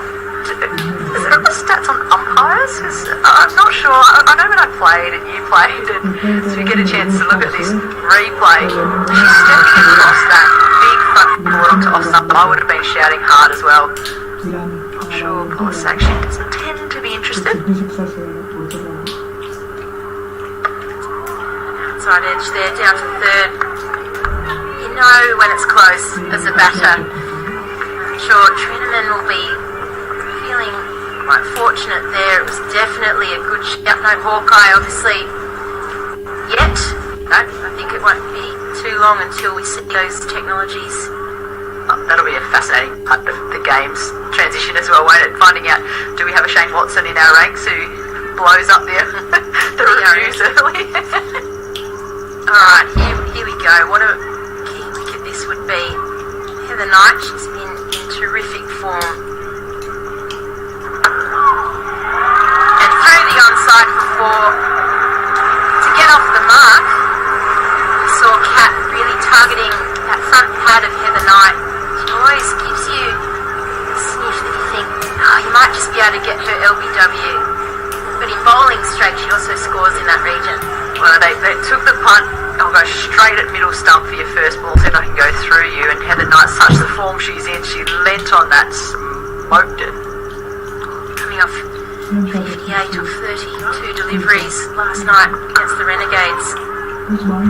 I guess when you're in form like that, you just want to keep playing cricket. And at the same venue, under the same conditions. Yeah, that's very true. Very, very true. And she looked really good last night. She made a comment in the post-game about how she felt it was the sort of wicket that quickened up under lights, and that playing straight was the key to her innings. So we'll see if she remembers her own words as we progress tonight. I think she's had 4 scores over 50 for the tournament so far, and she's been a great addition to the Sydney Thunder. Absolutely. The Hurricanes are probably brewing the fact that they don't have her this year.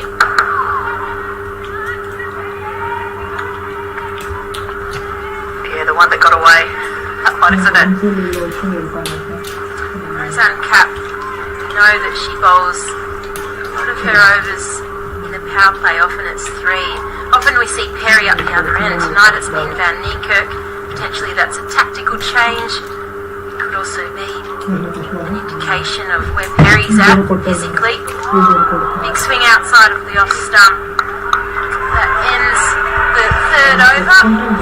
Thunder struggling at 1 for 9.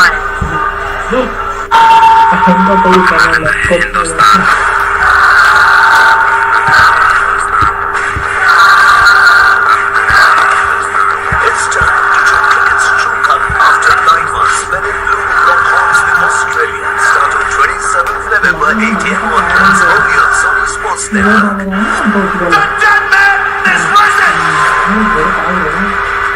You will rest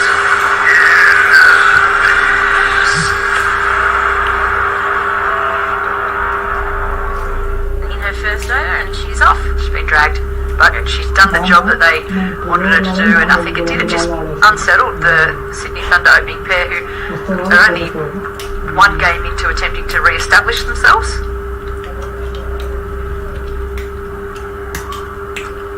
Perry into Treneman. Has a good hard length delivery. Nice lines. He's got the 3rd man back. Deep back to square. It's a 6-3 field to Ellyse Perry. Someone who has just that extra element of pace, able to bowl to a field like that. She's also got the direction as well.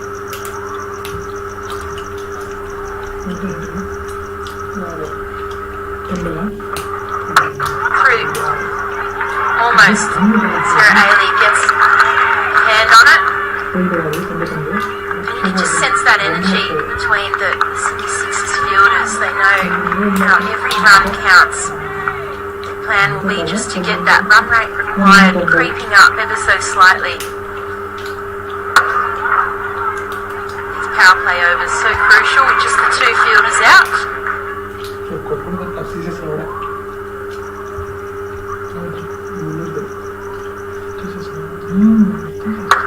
the air, and it's through. Pierces the gap. Would have kept the fielders interested, but Treneman gets her first boundary. Oh, she took a risk there, Treneman. She had to do something. She was sitting on 3 off 11 balls. Would have known she had to sort of find a way. Shuffled down the track ever so slightly. She said she definitely kept feeling it's interested, but did enough to find the gap and ran away for 4. As you mentioned, Jen, there's a few people in tonight for this derby. It's always a fantastic contest. So we see Treneman going again, driving on the up, through the offside for 4. well, if the first one was a little bit, risky, this one, no such thing, hit that beautifully. Again, a little shuffle, I think, down towards Ellyse Perry, slightly into the offside. She's a strong batter, wonderful technique. She's very good through that offside. It's a packed offside field and she's been able to pierce the gaps. Puts it off the pads, down to Marathon Cap. How about that? Back-to-back boundaries against the best all-rounder in the world. Yeah, going to lift Treneman's confidence. Absolutely. And it's been tough going for the Sydney Thunder so far. Plenty of dots being faced. They're trying to work their way into it. But the first one, I said slightly interested for the fielder, but enough to find the gap. And this next one, watch this one back from Rachael Treneman later tonight. Beauty. Final ball. Perry over. And it's full, driving hard. Can't get it through the offside. Lisa Griffith doing the fielding. 4 overs completed. Thunder sitting at 1 for 18 at the equivalent stage. On Sony, cricket will reveal its true color.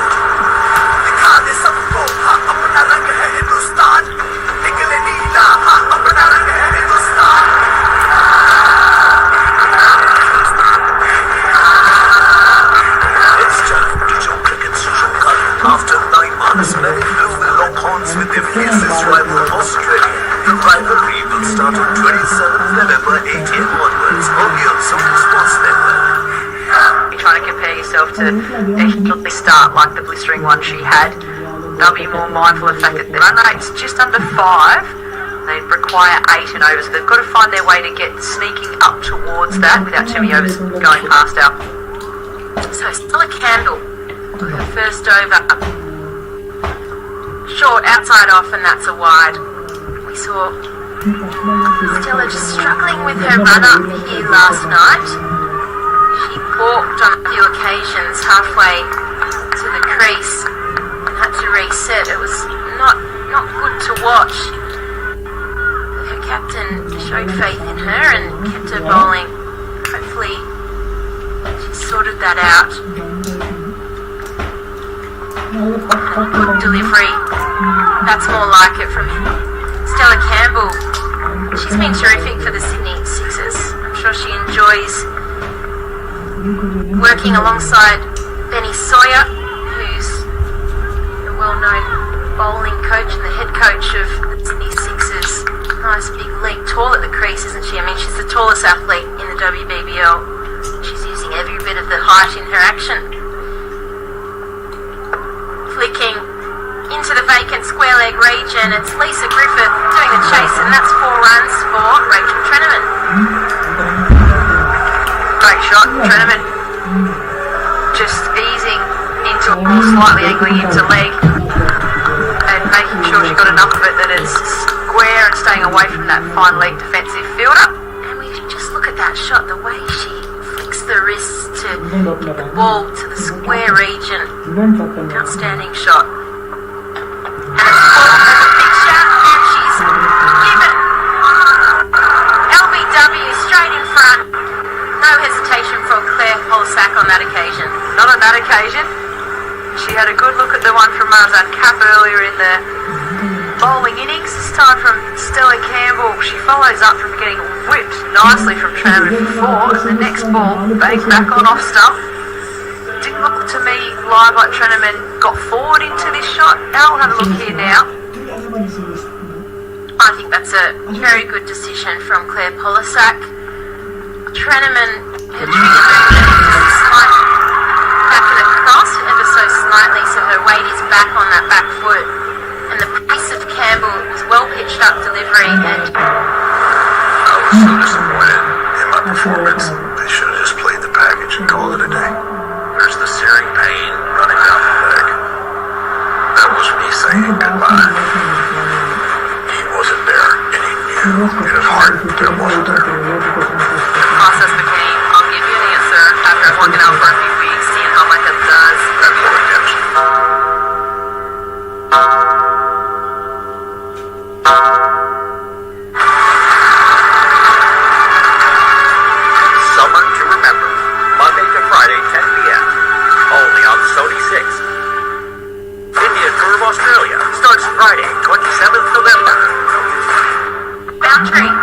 small face. Stella Campbell gives a little bit of width. And the captain says, thanks a lot for that, Stella. I'll take 4. Oh, great shot. And these two are the dream pairing for the Thunder. Haynes and Nida, who heard you in the pre-game talking about their couple 100-run partnerships and a winning partnership again last night.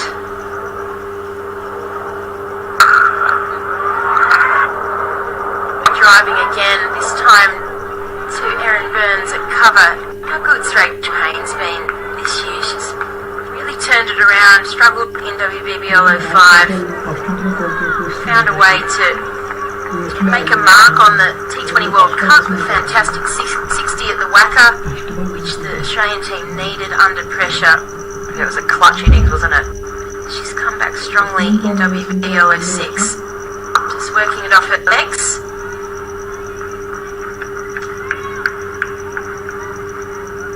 Said Jenny, they do like batting together. Two very experienced campaigners, both have led their country. It's the end of the over. Sydney Thunder. On Sony, cricket will reveal its true color.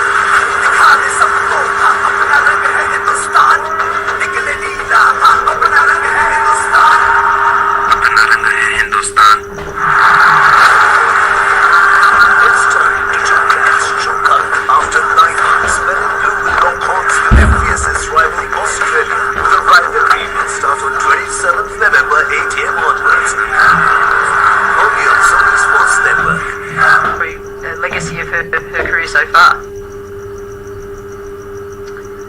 She's got 207 runs in the tournament, an average of 34.5, striking at 106. And that one just squeezes off the inside edge, off the pad, just misses the stumps. Haynes would have had a moment of horror thinking, am I going to hear that death rattle of the bails? Just kind of hung her bat out at that one out. Wasn't a definitive shot, either front foot defence or gliding to third. Got away with that, lucky. You see them go on 99% of the time, don't you? Well, these two have played so much cricket with and against each other. Haynes, the vice captain of Australia, Perry, the veteran of that side, really. Debuted for Australia at 16. She's turned 30 during the tournament. It's hard to believe, really. I mean, she's been around a long time. I still think that's very young. She's got a lot more cricket left in her. Absolutely she does, but it's also because we know we're getting old. She's 30. Play a bit of cricket alongside her with breakers, and obviously she plays for Victoria now, which is hard to say, but it's true. And there's a run out, nearly. Well, you've had a trade, haven't you? Because for many Victorians out there, they'll be sort of screaming at the television right now, you took Rachael Haynes. I guess so, yeah. I see Rachael as a New South Wales player. You've switched completely. Yeah, it's all one-sided, Jenny.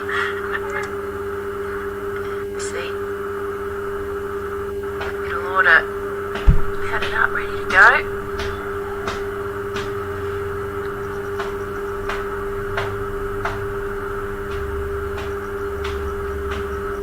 It's very willing tonight. Driving, unable to get through that packed point region.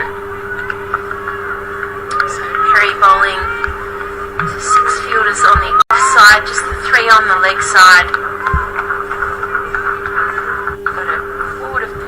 And a backward point. Star there being Jodie Hicks, who's really one of the best fielders in the competition. Unable to get runs tonight, but in a key position. The ball goes through that region for 4. One of the smallest gaps on the ground, and she finds a way to get it. Great shot. While we're watching the replay of this shot, we may not be able to see it from the view, but I was watching the Sixers point to cover fielders, 4 of them. Let's get a slight view of it there. So Darcie van der Kerk, she starts the deepest of them all now in their waiting position. she actually ends up the closest in. So there's that Demonstrates different approaches Yeah. against the fielders, what they're comfortable doing. Driving on the up again.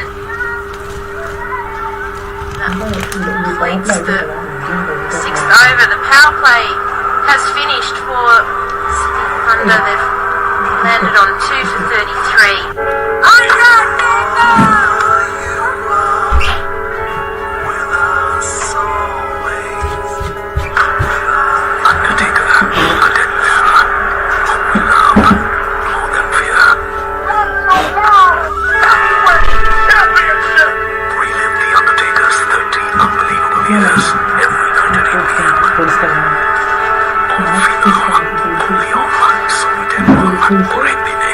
India Tour of Australia starts Friday, 27th November. travelling out to keep in touch with this. As we look at the highlights on Sydney Thunder, some fantastic drives from Treneman. Flicks off the pad as well, showing her skills. Long future, Rachael Treneman. Rachael Haynes, and we're back live. Advancing, the ball is in the air, and it lands safely. And it could be 2 runs, uncharacteristic of Aaron Burns this field. Actually, running over the top of it, didn't she? Couldn't get the brakes back on again after attacking it aggressively, hoping to get in a position to catch it. There's a bit of a miss hit from Haynes again, not letting Vanderkerk even land one ball before coming. Using her feet again, and fortunate to get a bat on that. It looked like that might have been the wrong one. See Rachael Haynes just hitting uppishly towards off. I think she anticipated hitting a bit straighter. Got a bit of a top edge into the wicket. And that's Emma Hughes getting down, putting a hand on it. Emma Hughes, so early on in her WBBL career, how amazing it must feel for her, running around with some of the best players in the world. It's a unique part of what the WBBL has brought.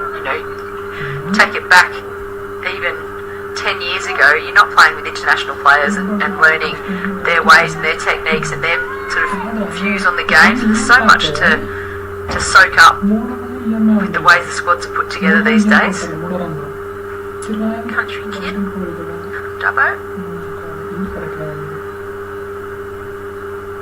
Knight advancing as well. And Nikko just hanging back on her length. She knows these two will want to get down the pitch and look to target the sight screen.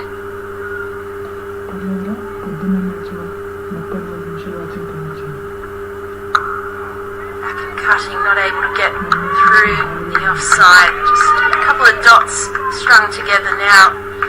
And Nikko, very strong leg side field. Making a change there with mid-wicket, which is Perry just going to short 45, so plenty of space on the leg side for 1s and 2s. And they're looking to push hard for 2. Not able to get it. So that completes the 7th over.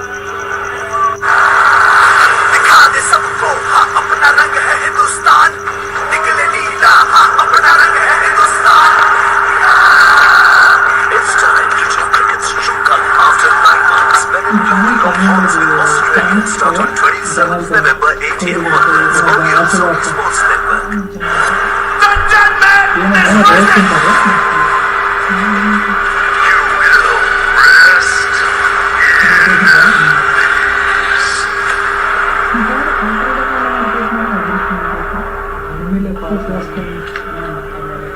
Well, Jane, great to have you back. Again,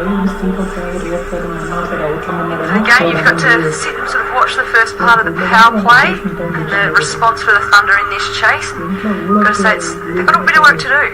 They certainly do. I love the change up with Vanderkerk playing bowling in the top of the power play. First look at Hayley, and an attempted scoop over the shoulder doesn't work. Well, she did that yesterday, didn't she, Heather Knight? She sort of knew those off-pace seamers trying to hit stump line pretty much, so she'll set herself up early to bring that in and go for the 4 for the first ball. And I think Hayley was up to it, wanted to go wide. 4 fielders on the ring on the offside. She tries to go big. There is a fielder out there settling underneath, attempting a Superman dive forward. Can't come through with it, so cut back for 2. Carried at Burns get a chance on that, or it bounce in front? She saved a boundary. I think I'm going to sit on the fence. Let's wait for the ring. I was thinking that she just took a while to pick it up a little bit, so whether or not it was in line with one of the lights here on the opposite side of the ground, just there, just seemed to hang back a little bit, and then had to put in the full stretch forward dive. Oh, beautiful shot. Cover slash. Yeah, that's Heather Knight at best. You can't give her that much width. She had width off the first ball, but she'd set herself for the little ramp, so couldn't play this. She could have almost played that off the first ball, and she just stood tall and hit through it. She's now going over a runner ball, Heather Knight, thanks to that shot. 15 off 14. Healy just bringing fine leg straighter or finer. Worked into the leg, simple one. It's pretty handy, isn't it, when you've got a squad whereby you have a couple of injuries. Hayley Silverhorn's still out of this lineup, and you can bring someone like a Sarah Hayley into the team. Very handy indeed. Well, absolutely. You spoke about your players for what you were calling your underrated list. Obviously, we saw her purely through WBBL force her way into Australian selection by sheer weight of numbers. Look, we've renamed it. Well, not we, you. Gone with a very positive approach. Well, this is why you're with us. This is brilliant. So we're going to go with the value buyers. Yeah, like the title.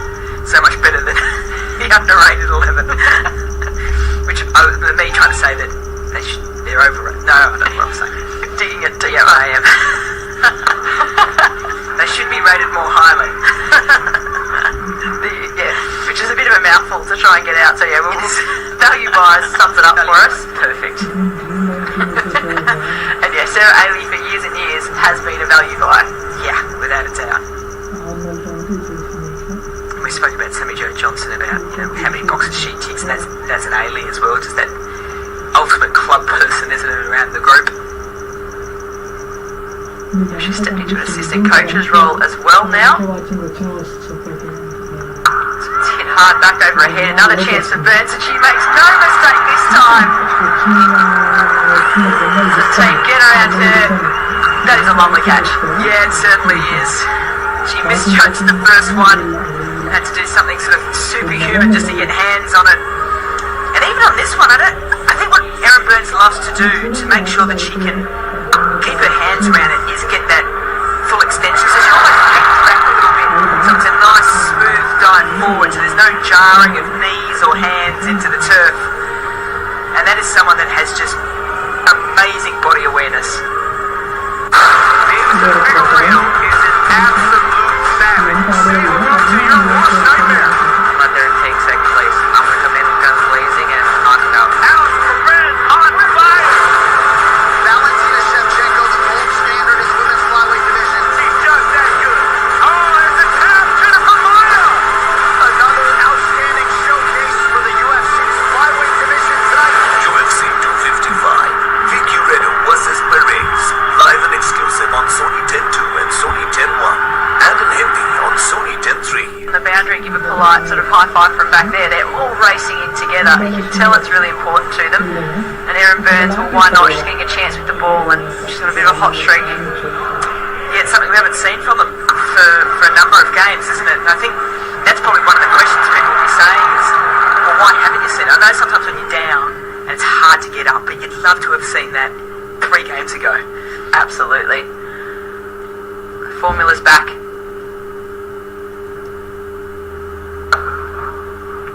Full toss to start, and Phoebe Litchfield pressure's on the young gun. Well, this is just the master and the apprentice, isn't it, from left-handers? Rachael Haynes, been there, done that, World Cup winner, leading run scorer in a World Cup. Ashes, 98 on debuts, done it all. Captain Australia. She's at one end, and then the left-handed Phoebe Litchfield at the other, just starting to make her way into the competition, into domestic cricket.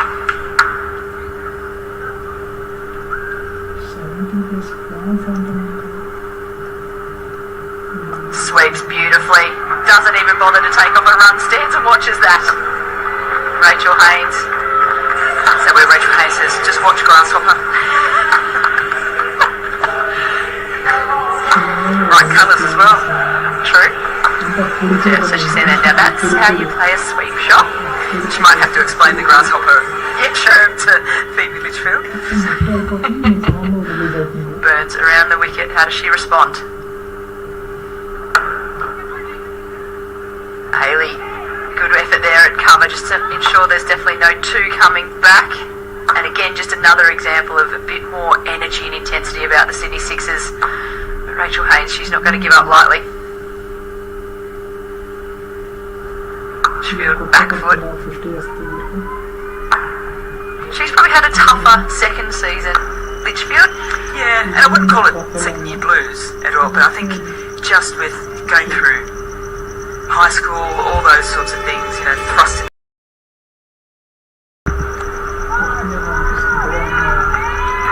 And she thrust herself basically there from sheer performances, then played in the bushfire appeal match. You see the Thunder move on to 3 for 51 after 9.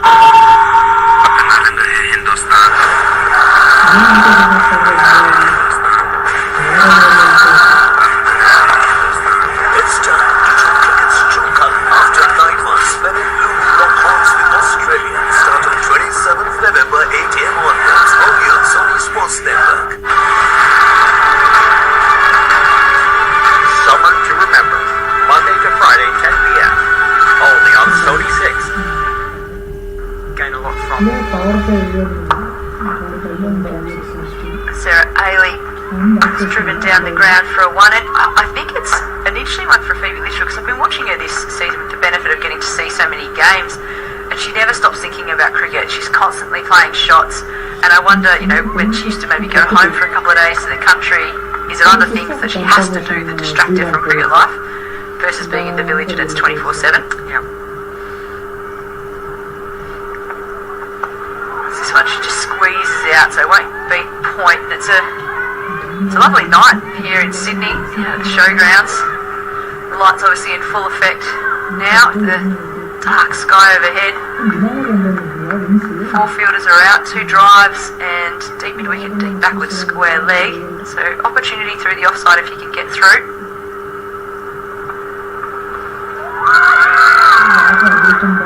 Short and wide, and some interest from the point fielders on Healy stumping, who I think might have taken the stumps too early.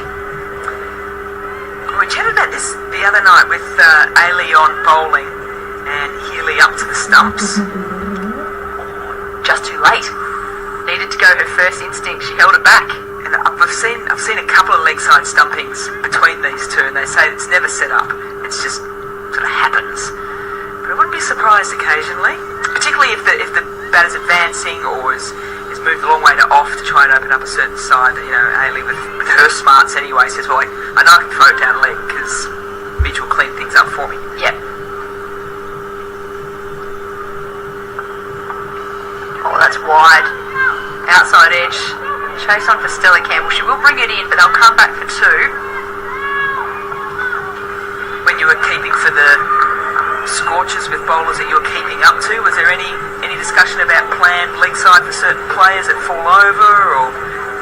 Yeah, there was a few, and there was definitely, when you mentioned when they come down the track, in particular, some bowlers would prefer to try and go wide on the opposite, and others would say, I'm going to fire it down past their legs. Yep.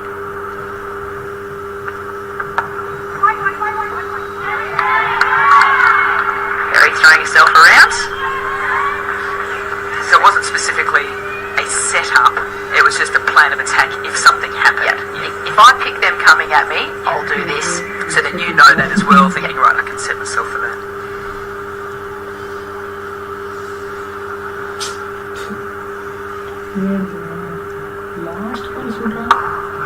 Defending straight back down the wicket.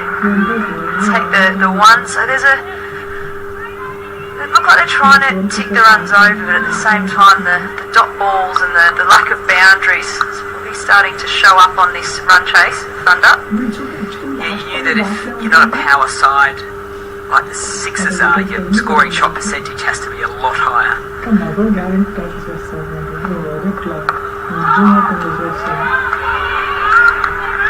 Haynes unsuccessfully tries to run that down to third. That'll finish the 10th over, so we're at the halfway mark. It's 3 for 56. On Sony, cricket will reveal its true colours.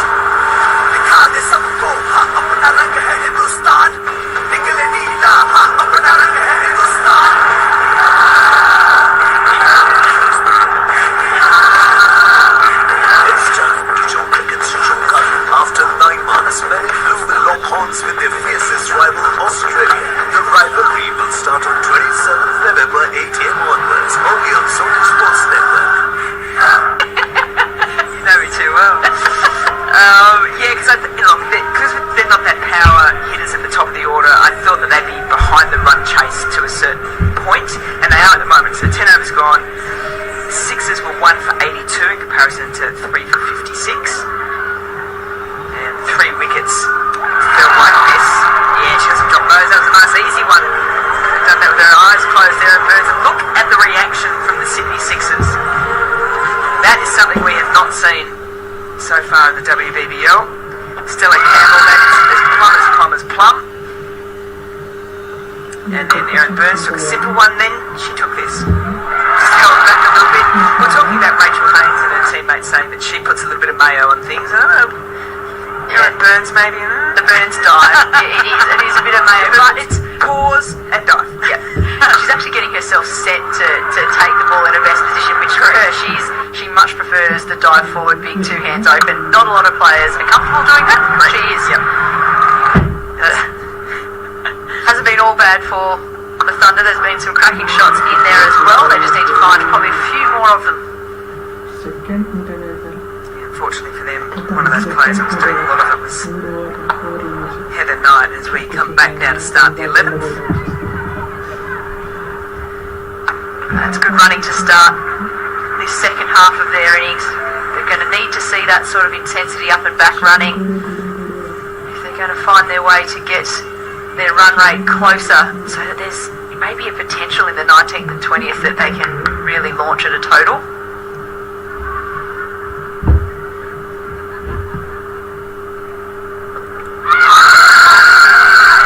Immediate shake of the head from umpire Polisak there.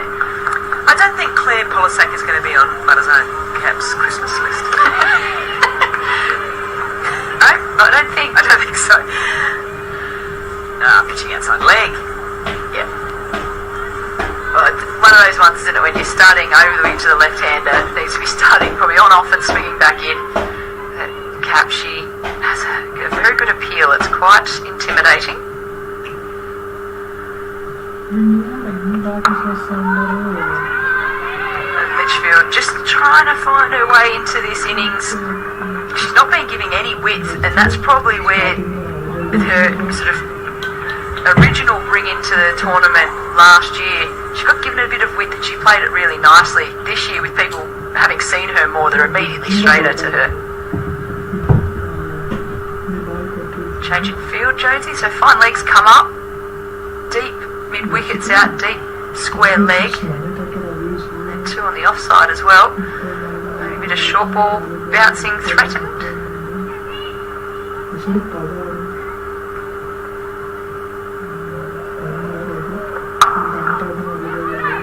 Rachael Haynes really wants to get on strike, doesn't she? She's trying to help her young player out. Because you just end up actually hitting that too well, Litchfield. Even in defence, she smoked it. Needed to take a bit of pace off that instead. How's that Cap? Just the 10 runs so far. She's in her 3rd over, and once again, just her economy rate over her entire career in the WBBL has been so impressive. Yeah, what a find for the Sixers right at the start of WBBL 01, when all teams are sort of thinking, right, who are we going to select, who are our overseas, what's going to meld well, what's going to be a nicely balanced side. what is the WBBL? How is everyone going to cope with it? It's good. They won't look for two.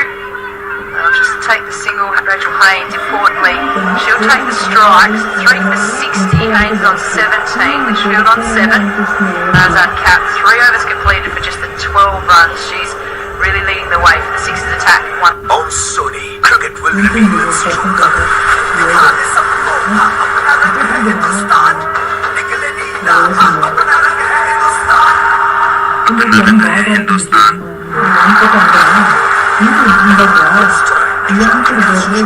After 9 months, Melbourne confirmed their fiercest rival Australia. The rivalry will start on 27th November, 8 a.m. onwards. Only on Sony Sports Network. Need to release down to third. You're going to hit that cover gap when it's on offer two. You're going to hit down to long off with the spinner on. And we're often seeing a field set in T20 cricket where there's no mid-wicket and everyone's out in the boundary, so you have to be able to get in line behind the ball and just let it nudge into the leg side, not force it there, just let it sort of rest there. Yep. At least Perry's back into the attack. Haynes, she's decided it's time to go. She won't be smiling externally, but I think internally, I think this will feel good. First ball, Perry coming back into the attack. Just gave herself a little bit of room. Didn't try and overhit it. All she knew, she just had to clear that inner field.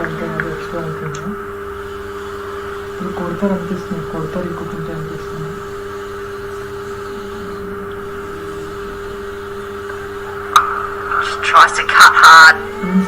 Interesting that she's really put the intent that Perry's the one she's going to go after.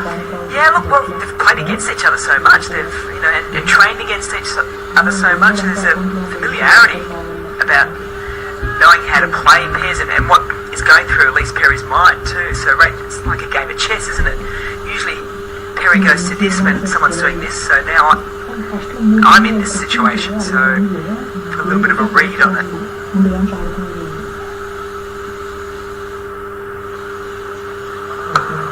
Worked off the hit, there's that release single, and they just made a field change to drop mid off back, bring up third.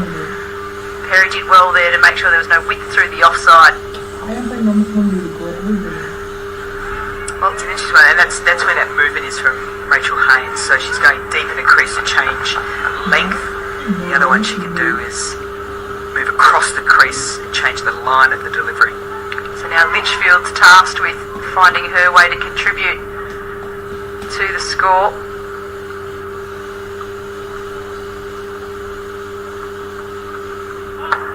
And there's a front foot no ball. Perry has been quite consistent with that throughout the tournament. Just let go a couple.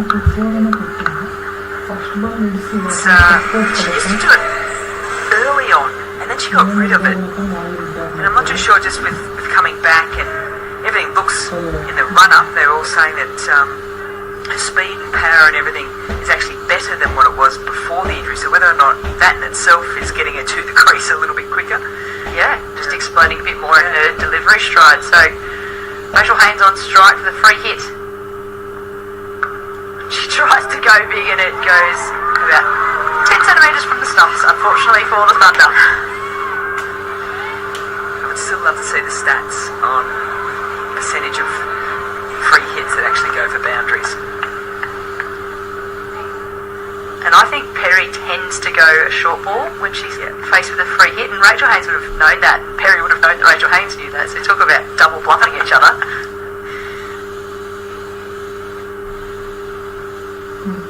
There's the short ball now, and she's got enough for just out of the way for diving Healy. And a really valuable boundary for Rachael Haynes and the Sydney Thunder. Yeah, much needed. Fair bit of protection on the onside, just a little bit of glove as well. If she got it off that, it certainly would have found its way there quicker. 2 boundaries and it's Perry over already. Still got a ball to go, so Perry needs to try and get out of it. Rachael Haynes might to go big.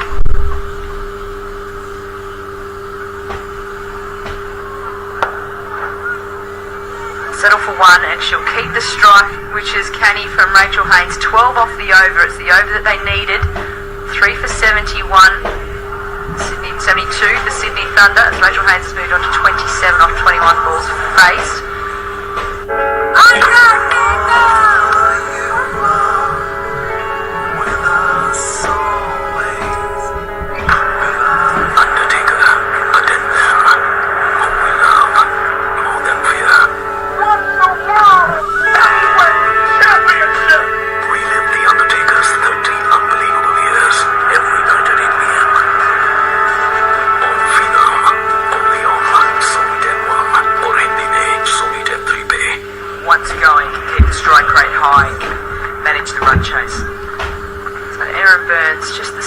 Her first over. She'll come around the wicket to left-handed Rachael Haynes. And another catch for Erin Burns today. Caught and bowled. It's a full toss. Whacked straight back to her. She can't believe her luck. Not too sure what the full toss wicket count is so far in the WBBL this year. Tour score 27th November. Australian media here thinks that the men in blue stand no chance.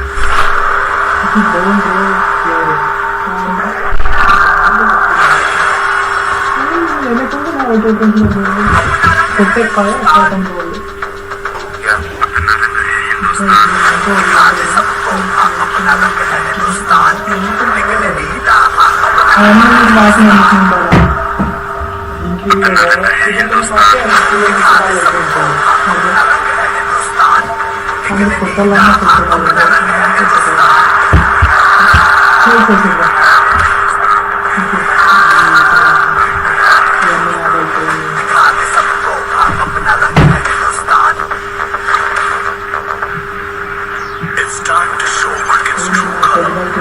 After 9 months, men in blue will lock horns with their fiercest rival. This rivalry is starting on 27th November, 8 only on Sony Sports channels. So show cricket's true colour and roar. Talk about scoreboard pressure. There it is.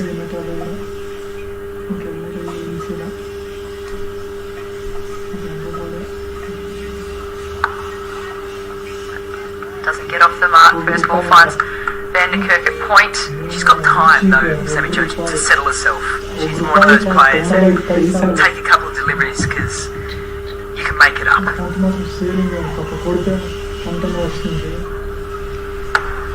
Another fully. Don't take so much. Don't go so negative that you don't miss out on your shot, your delivery. That's a nice shot, straight down the ground. I think with Sammy Jo Johnson, what I find with her is when she gets only focused on the leg side, we don't see as good an option from her, but when she does play from straight mid-off around, yep. I think when she thinks straight up, she actually hits better than leg. Yeah, I agree.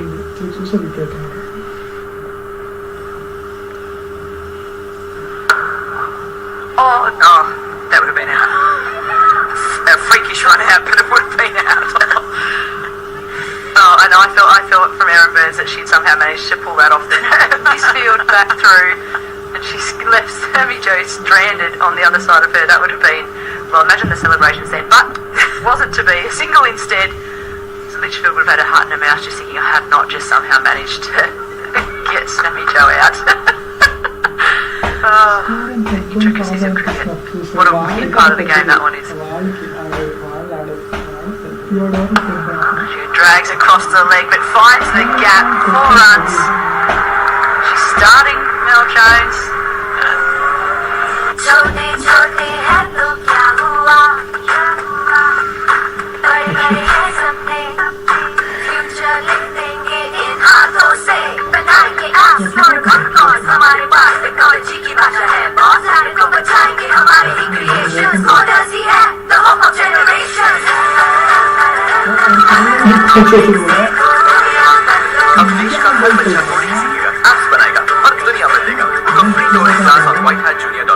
So they can have a bit of atmosphere out there. Yeah, yesterday I felt very sorry for them. Yeah, it was a bit bare, wasn't it?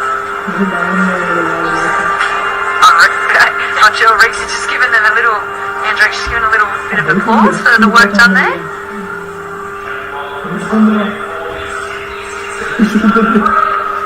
So Sarah Hayley back into the attack. 1 wicket for her, 13 runs off 2 overs. Can she break through?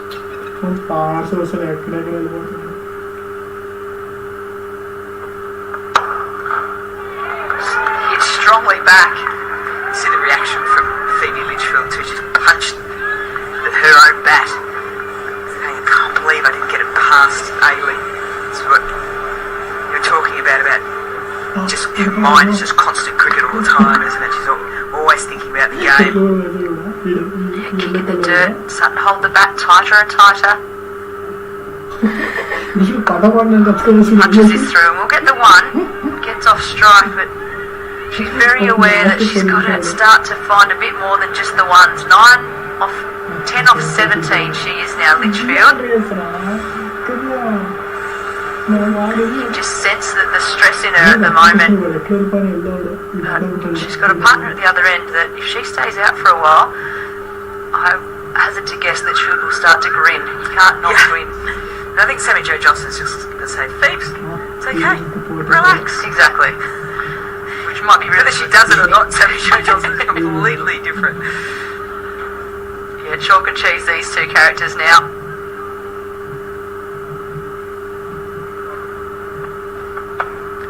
She's tried to go long down the ground, just an outside edge, and Perry comes forward for a simple catch, and again, a really big celebration from the Sydney Sixers.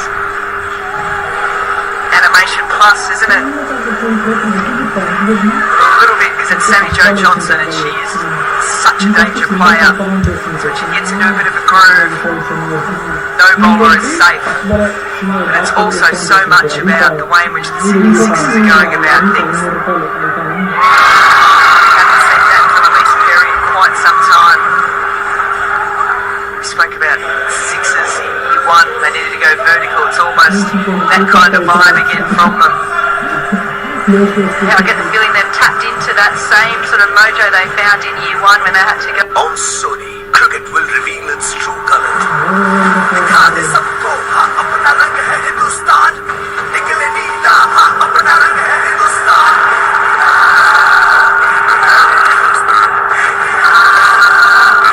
It's time to show cricket's true color. After 9 months, many blue will lock horns with their fiercest rival Australia. The rivalry will start on 27th November 8 a.m. onwards, only on Sony Sports Network. Trud does find the gap this time. As it did cross. Oh, that ball is up in the air. Wilson, wicketkeeper, new batter at the crease, and a big task awaits these two. It'll be interesting to see what the chat was on the sideline with Wilson coming out. And even just the chats from the coaching group at the Sydney Thunder as well, because yes, they're still going for the win without a doubt, but also there's that management potentially at a certain point of the loss, because that run rate, we was going to speak about it in terms of the ladder positions, is going to be critical. Yeah, absolutely. If they go down the Thunder, they have to have the idea of getting as close as possible in the back of their minds to lessen the damage on their net run rate. The 2 wickets to fall in back-to-back overs has hurt the Sydney Thunder. Sydney Sixers, great credit to them today. The things that they've tried to put in place, they're really following through. There's no sort of half steps. They're very committed tonight. Wilson hit herself off the mark. Nice push down to long on. 5 for 81. Completion of the 14th. Yeah, looking forward to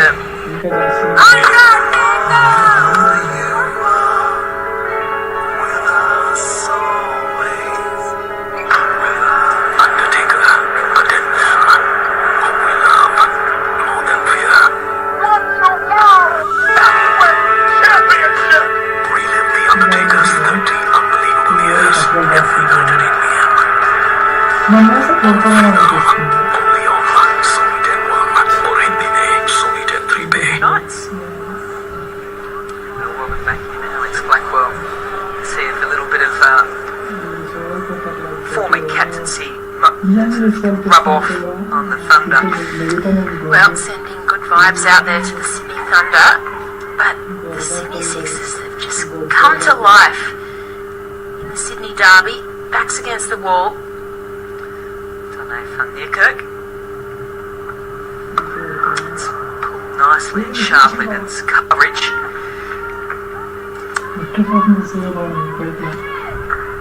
And the Sydney Sixers would admit it as well, just love beating the Sydney Thunder, and they're in the box seat at the moment, with the Thunder needing 66 runs from just 35 balls.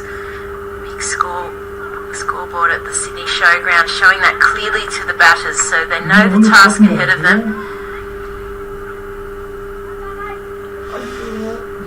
Young batters at the crease, Phoebe Litchfield and Talia Wilson. Brings out the reverse, yeah, it's through. First bit of real innovation we've seen from Phoebe Litchfield, and it comes off beautifully. Well, that's the hockey skill from Phoebe Litchfield. We've spoken about how there's some really elite and Olympian level hockey players in the WBBL. Well, Phoebe Litchfield is an outstanding young hockey player as well, and as a left-hander, I have to play that tomahawk shot a lot on the hockey field.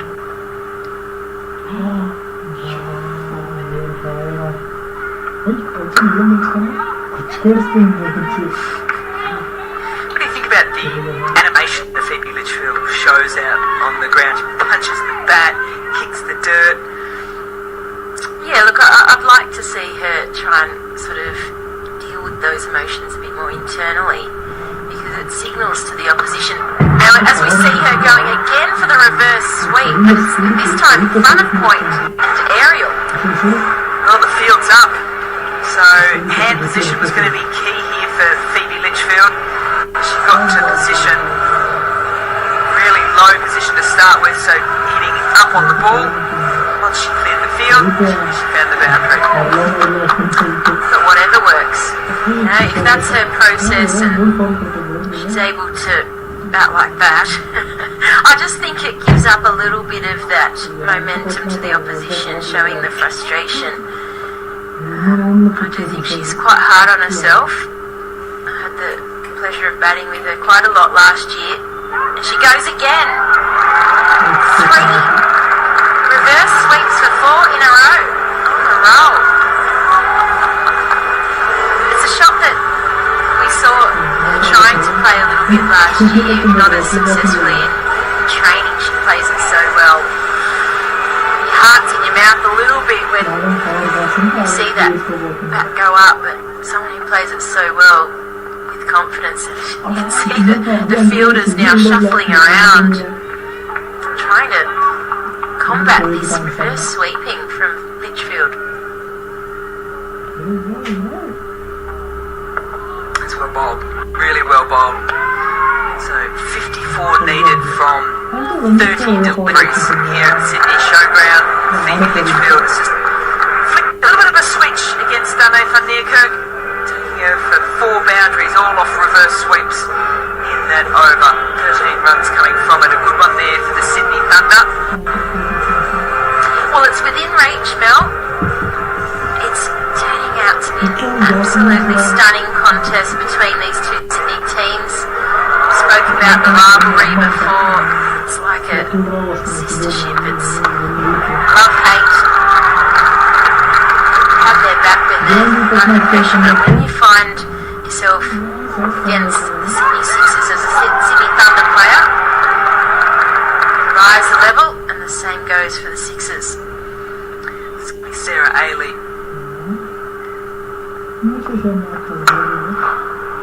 Bottom hand.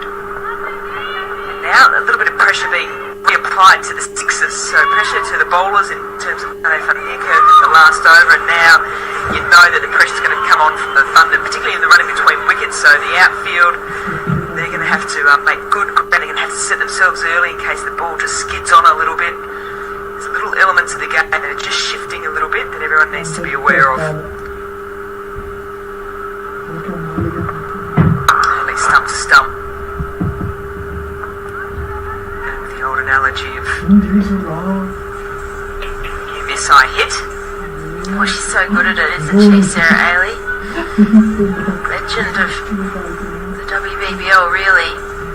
Teaming up with Healy, a great partnership. Talia Wilson, she batted at number 3 for the Thunder last year. She can certainly hold the bat. She can be damaging.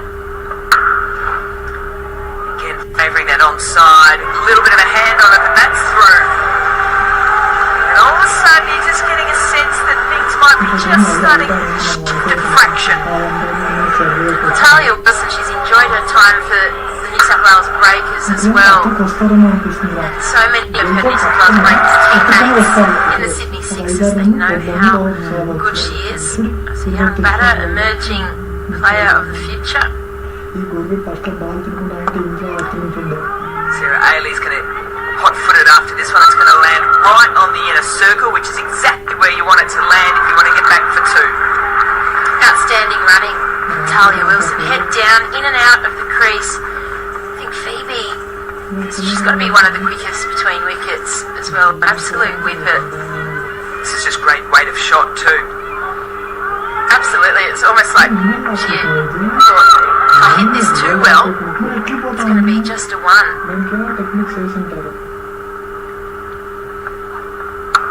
Shot back in the back foot, brings out the cut shot for the 40. You just feel the crowd getting right into this game as well. Well, Talia Wilson just shifting gears. The run chase for the Sydney Thunder did take a bit of a stumble with the loss of Haynes and Johnson in consecutive overs. We saw the elation from the Sixers when they dismissed those 2 class batters. These youngsters just putting the pressure back on. Sydney Sixers. Big over 13 from the last.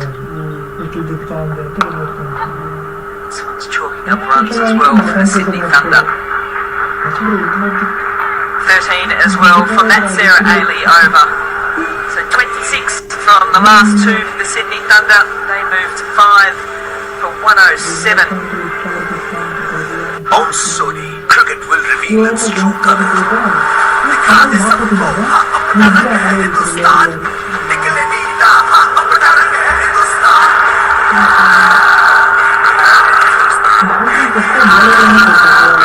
It's time to show cricket's true color. After 9 months, mlrw will lock horns with their fiercest rival Australia. The rivalry will start on 27th November, 8 a.m. onwards, only on Sony Sports Network.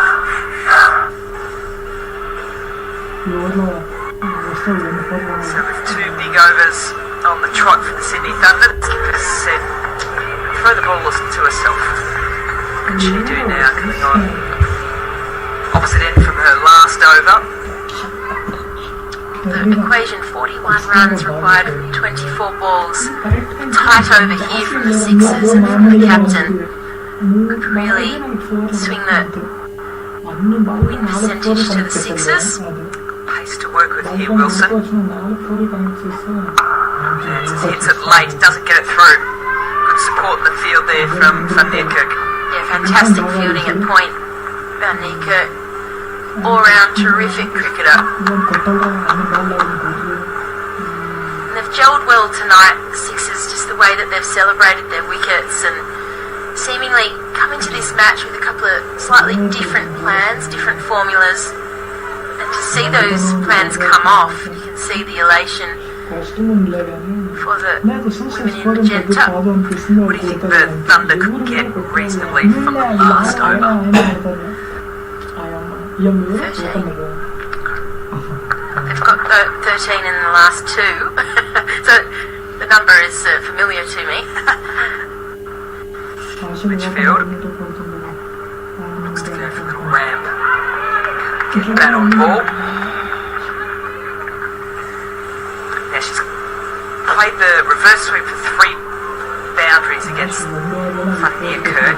Now goes for a little ramp against Perry. Is there maybe we should get a little bit too cute, not go back just to...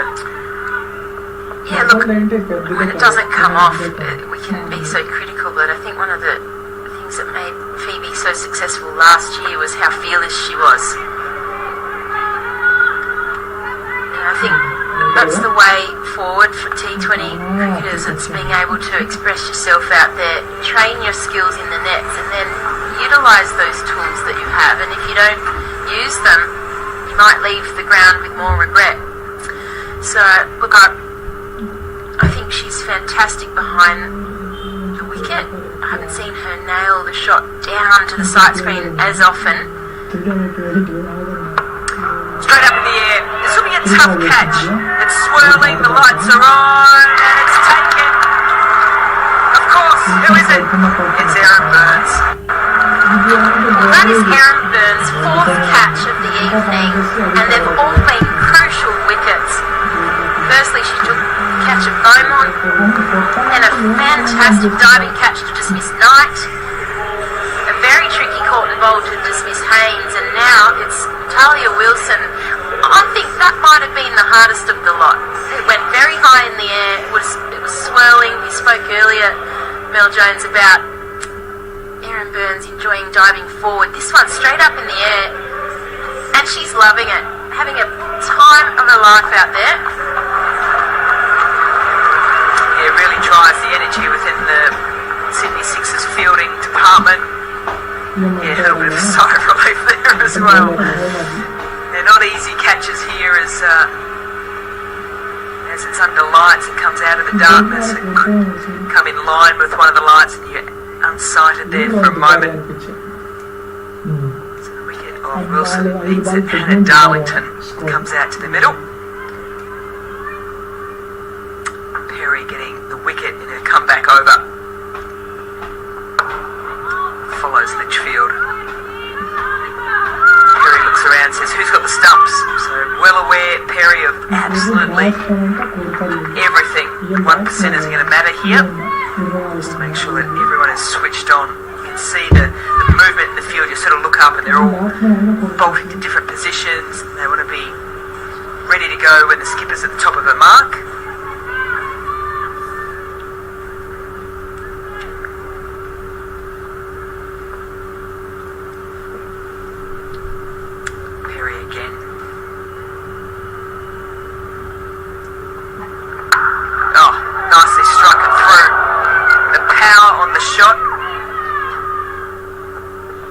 Phenomenal. Well, it was struck with such power that really, Emma Hughes, it would have taken some real catching to burst through the hands. She'll be disappointed with that. Just noticing, as we see the replay here, strong cut shot off the front foot. Just noticing India Tour of Australia starts Friday, 27th November. The dead man is risen! You will rest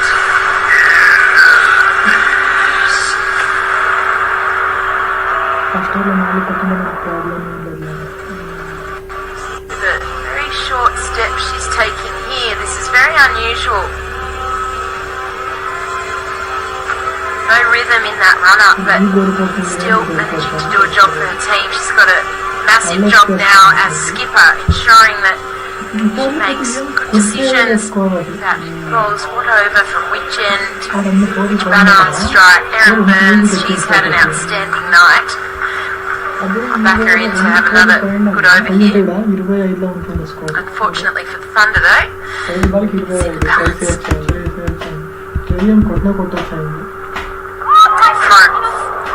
Through Darlington, through Healy, and through to the boundary. So that's the start Sydney Thunder were looking for. They wanted a boundary. They won't mind how they get it at the moment. They just want to put a little bit of nerves here in the Sydney Sixers. Well, Burns bowls with such pace, and Healy there just slightly unsighted, and goes for 4 byes.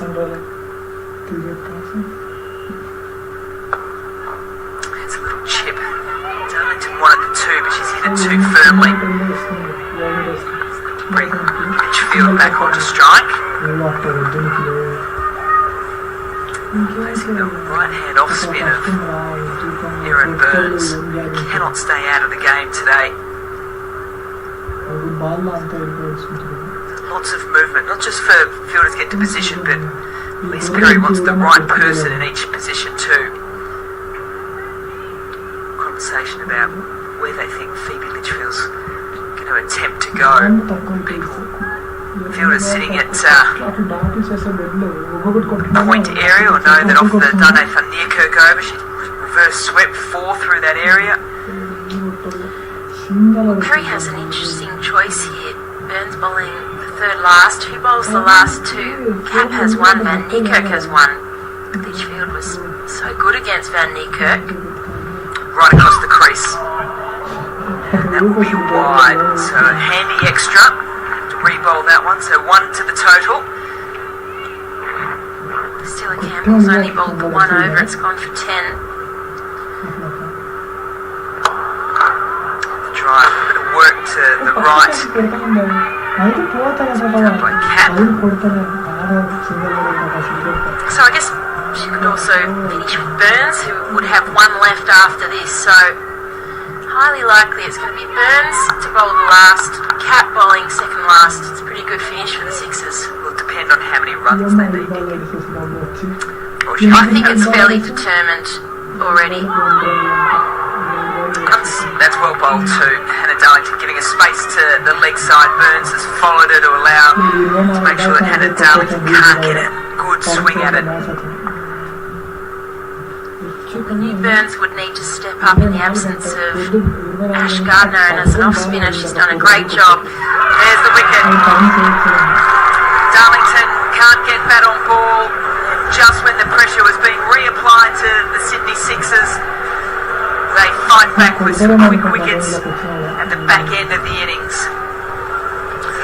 Well, it's been Burns' night in the field and with the ball.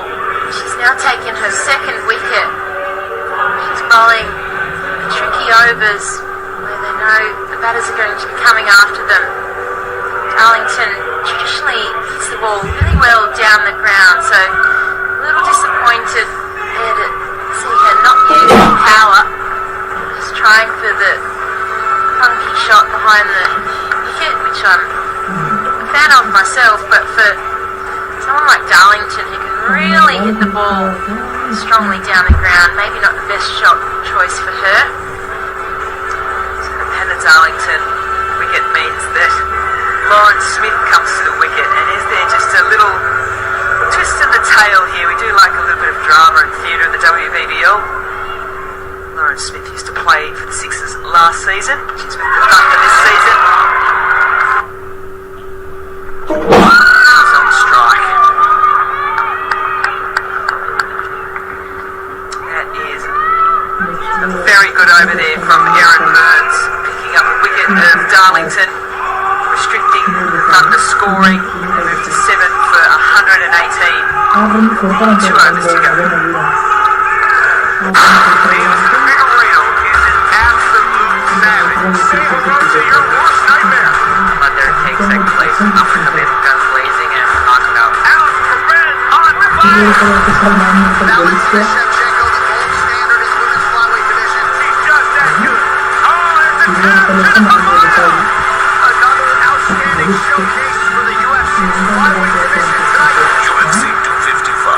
Video versus Berets, live and exclusive on Sony 10.2 and Sony 10.1, and in Hindi on Sony 10.3. It's the big over of the innings, the 19th, because it really sets up that last over. Mozart Cap the other evening actually got a bit of tap when she was trying to see out the innings, and she learned from that. Doesn't really give any length to Darlington where she can get underneath it. Like that. Let's stand the gap. Brilliant fielding. I've said her name once. I've said it about a dozen times today with brilliance in the field. It's Erin Burns. You just can't keep her out of this game. Erin Burns, and she got into the Australian team really because she can do this. She can save runs for your team. She can take spectacular catches.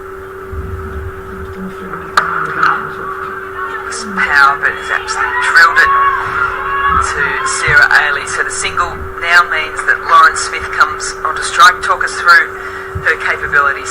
Well, Lauren Smith, she can hit sixes. She's a little pocket rocket. She's someone who will look to target down the ground. I haven't seen her innovate behind the wicket. I think that's the way to go. Needs to get nice and deep in the crease, solid base, and probably target that mid-wicket region. Mid-wicket region. He's open a moment. There's a mid-wicket fielder just in front of the blow-up helmet for the Sydney Thunder, so don't aim for that, Lauren Smith. Go a little bit straighter, or you've got the option of going up and over mid-off. Get some width through the offside. Tries to give us some width, and she's done just that. That is brilliant. Batting smarts there from Lauren Smith as she finds the boundary. That is really brave cricket there and very smart. Using the pace of Marzan Cap, giving up her stumps, she has to hit. And that was really targeting leg stump. To find a way to get that with power behind point, fantastic batting. 23 from 9 deliveries. 7 runs so far from this Marzan Cap over. She's bowled just the 3 balls. She was going to bowl off the wrong mark. Settles herself, tries to go again. Lauren Smith, and that's the skill set of Marzan Cap as well, just off pace, tailing in, really targeting that leg stump. Yeah, she's just so good in the death overs, isn't she? Following Smith. Where does Smith go now? She's going to back away again. Does a little bit. Straight down the ground to Hayley, a direct hit, and I think she's gone. So the hustle through gives them the single. Brings Litchfield onto strike for the last ball, Cap over. Well, the fielding tonight has really been the difference, and particularly Erin Burns, the other player in WBBL to get 4 catches. The outfield is Susie Bates. She's done a fantastic job. Yeah, she's found it again, has Phoebe Litchfield. Boy, oh boy, if Smith can get her on strike at the start, you just never know. There's the Thunder now 7 for 130. Marzan Cap finishes off her spell. 24. On Sony, cricket will reveal its true colour. दिखा दे सबको हाँ अपना रंग है हिंदुस्तान निकले नीला हाँ अपना रंग है Hindustan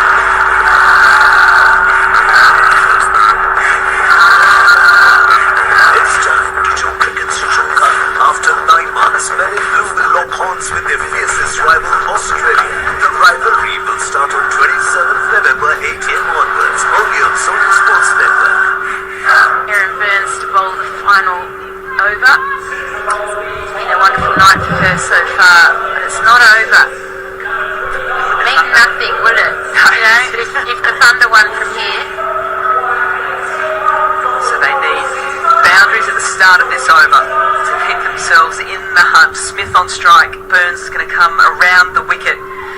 Deep square, mid-wicket, long on, and extra cover. That's well bowled. Healy, the underarm, they've got the single. So 17 needed from 5. And the left-handed Litchfield is on strike, who's just started to find the boundary. Well, she might need a couple of 4s and 6s here. It's a tough ask, 17 off 5. Where does she go? I think she will target mid-wicket. Settles herself. She goes reverse and she misses it. So cheer from Sydney Sixers fans. You know how important that is. Litchfield now settles herself. Takes her time. 4 boundaries for a super over. Goes again. There it is. Missed the first one, has got the second. Well, well played for you, Litchfielder. Under pressure, you go to your strength shot, you miss it. What do you do next ball? You go again. She finds the boundary. This next ball is key, isn't it? She needs another boundary to keep them in the hunt. Interesting, it's probably the first time Alyssa Healy's kept back to Erin Burns in her career. Goes up and over cover. She'll find the boundary again on this shot. Boy, oh boy. Are we in for an absolute thriller off the last couple of hills?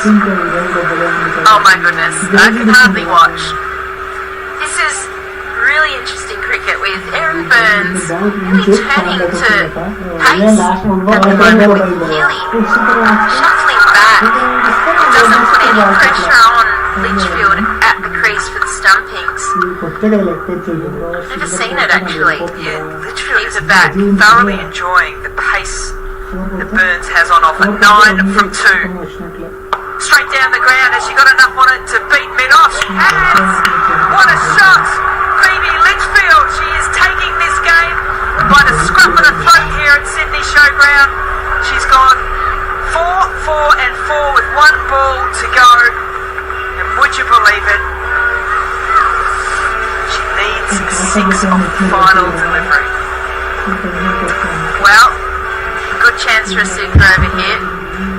Phoebe just needs to continue to back herself, not try and overhit, which she didn't do on that occasion. She just looked to strike the ball, get the elevation she needed.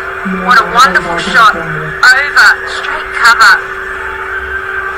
Now what's the chat here between Litchfield and Smith? She's more, you would say Litchfield is more of a boundary, 4-boundary hitter. That will get them through to a super over. A 6 will get the win.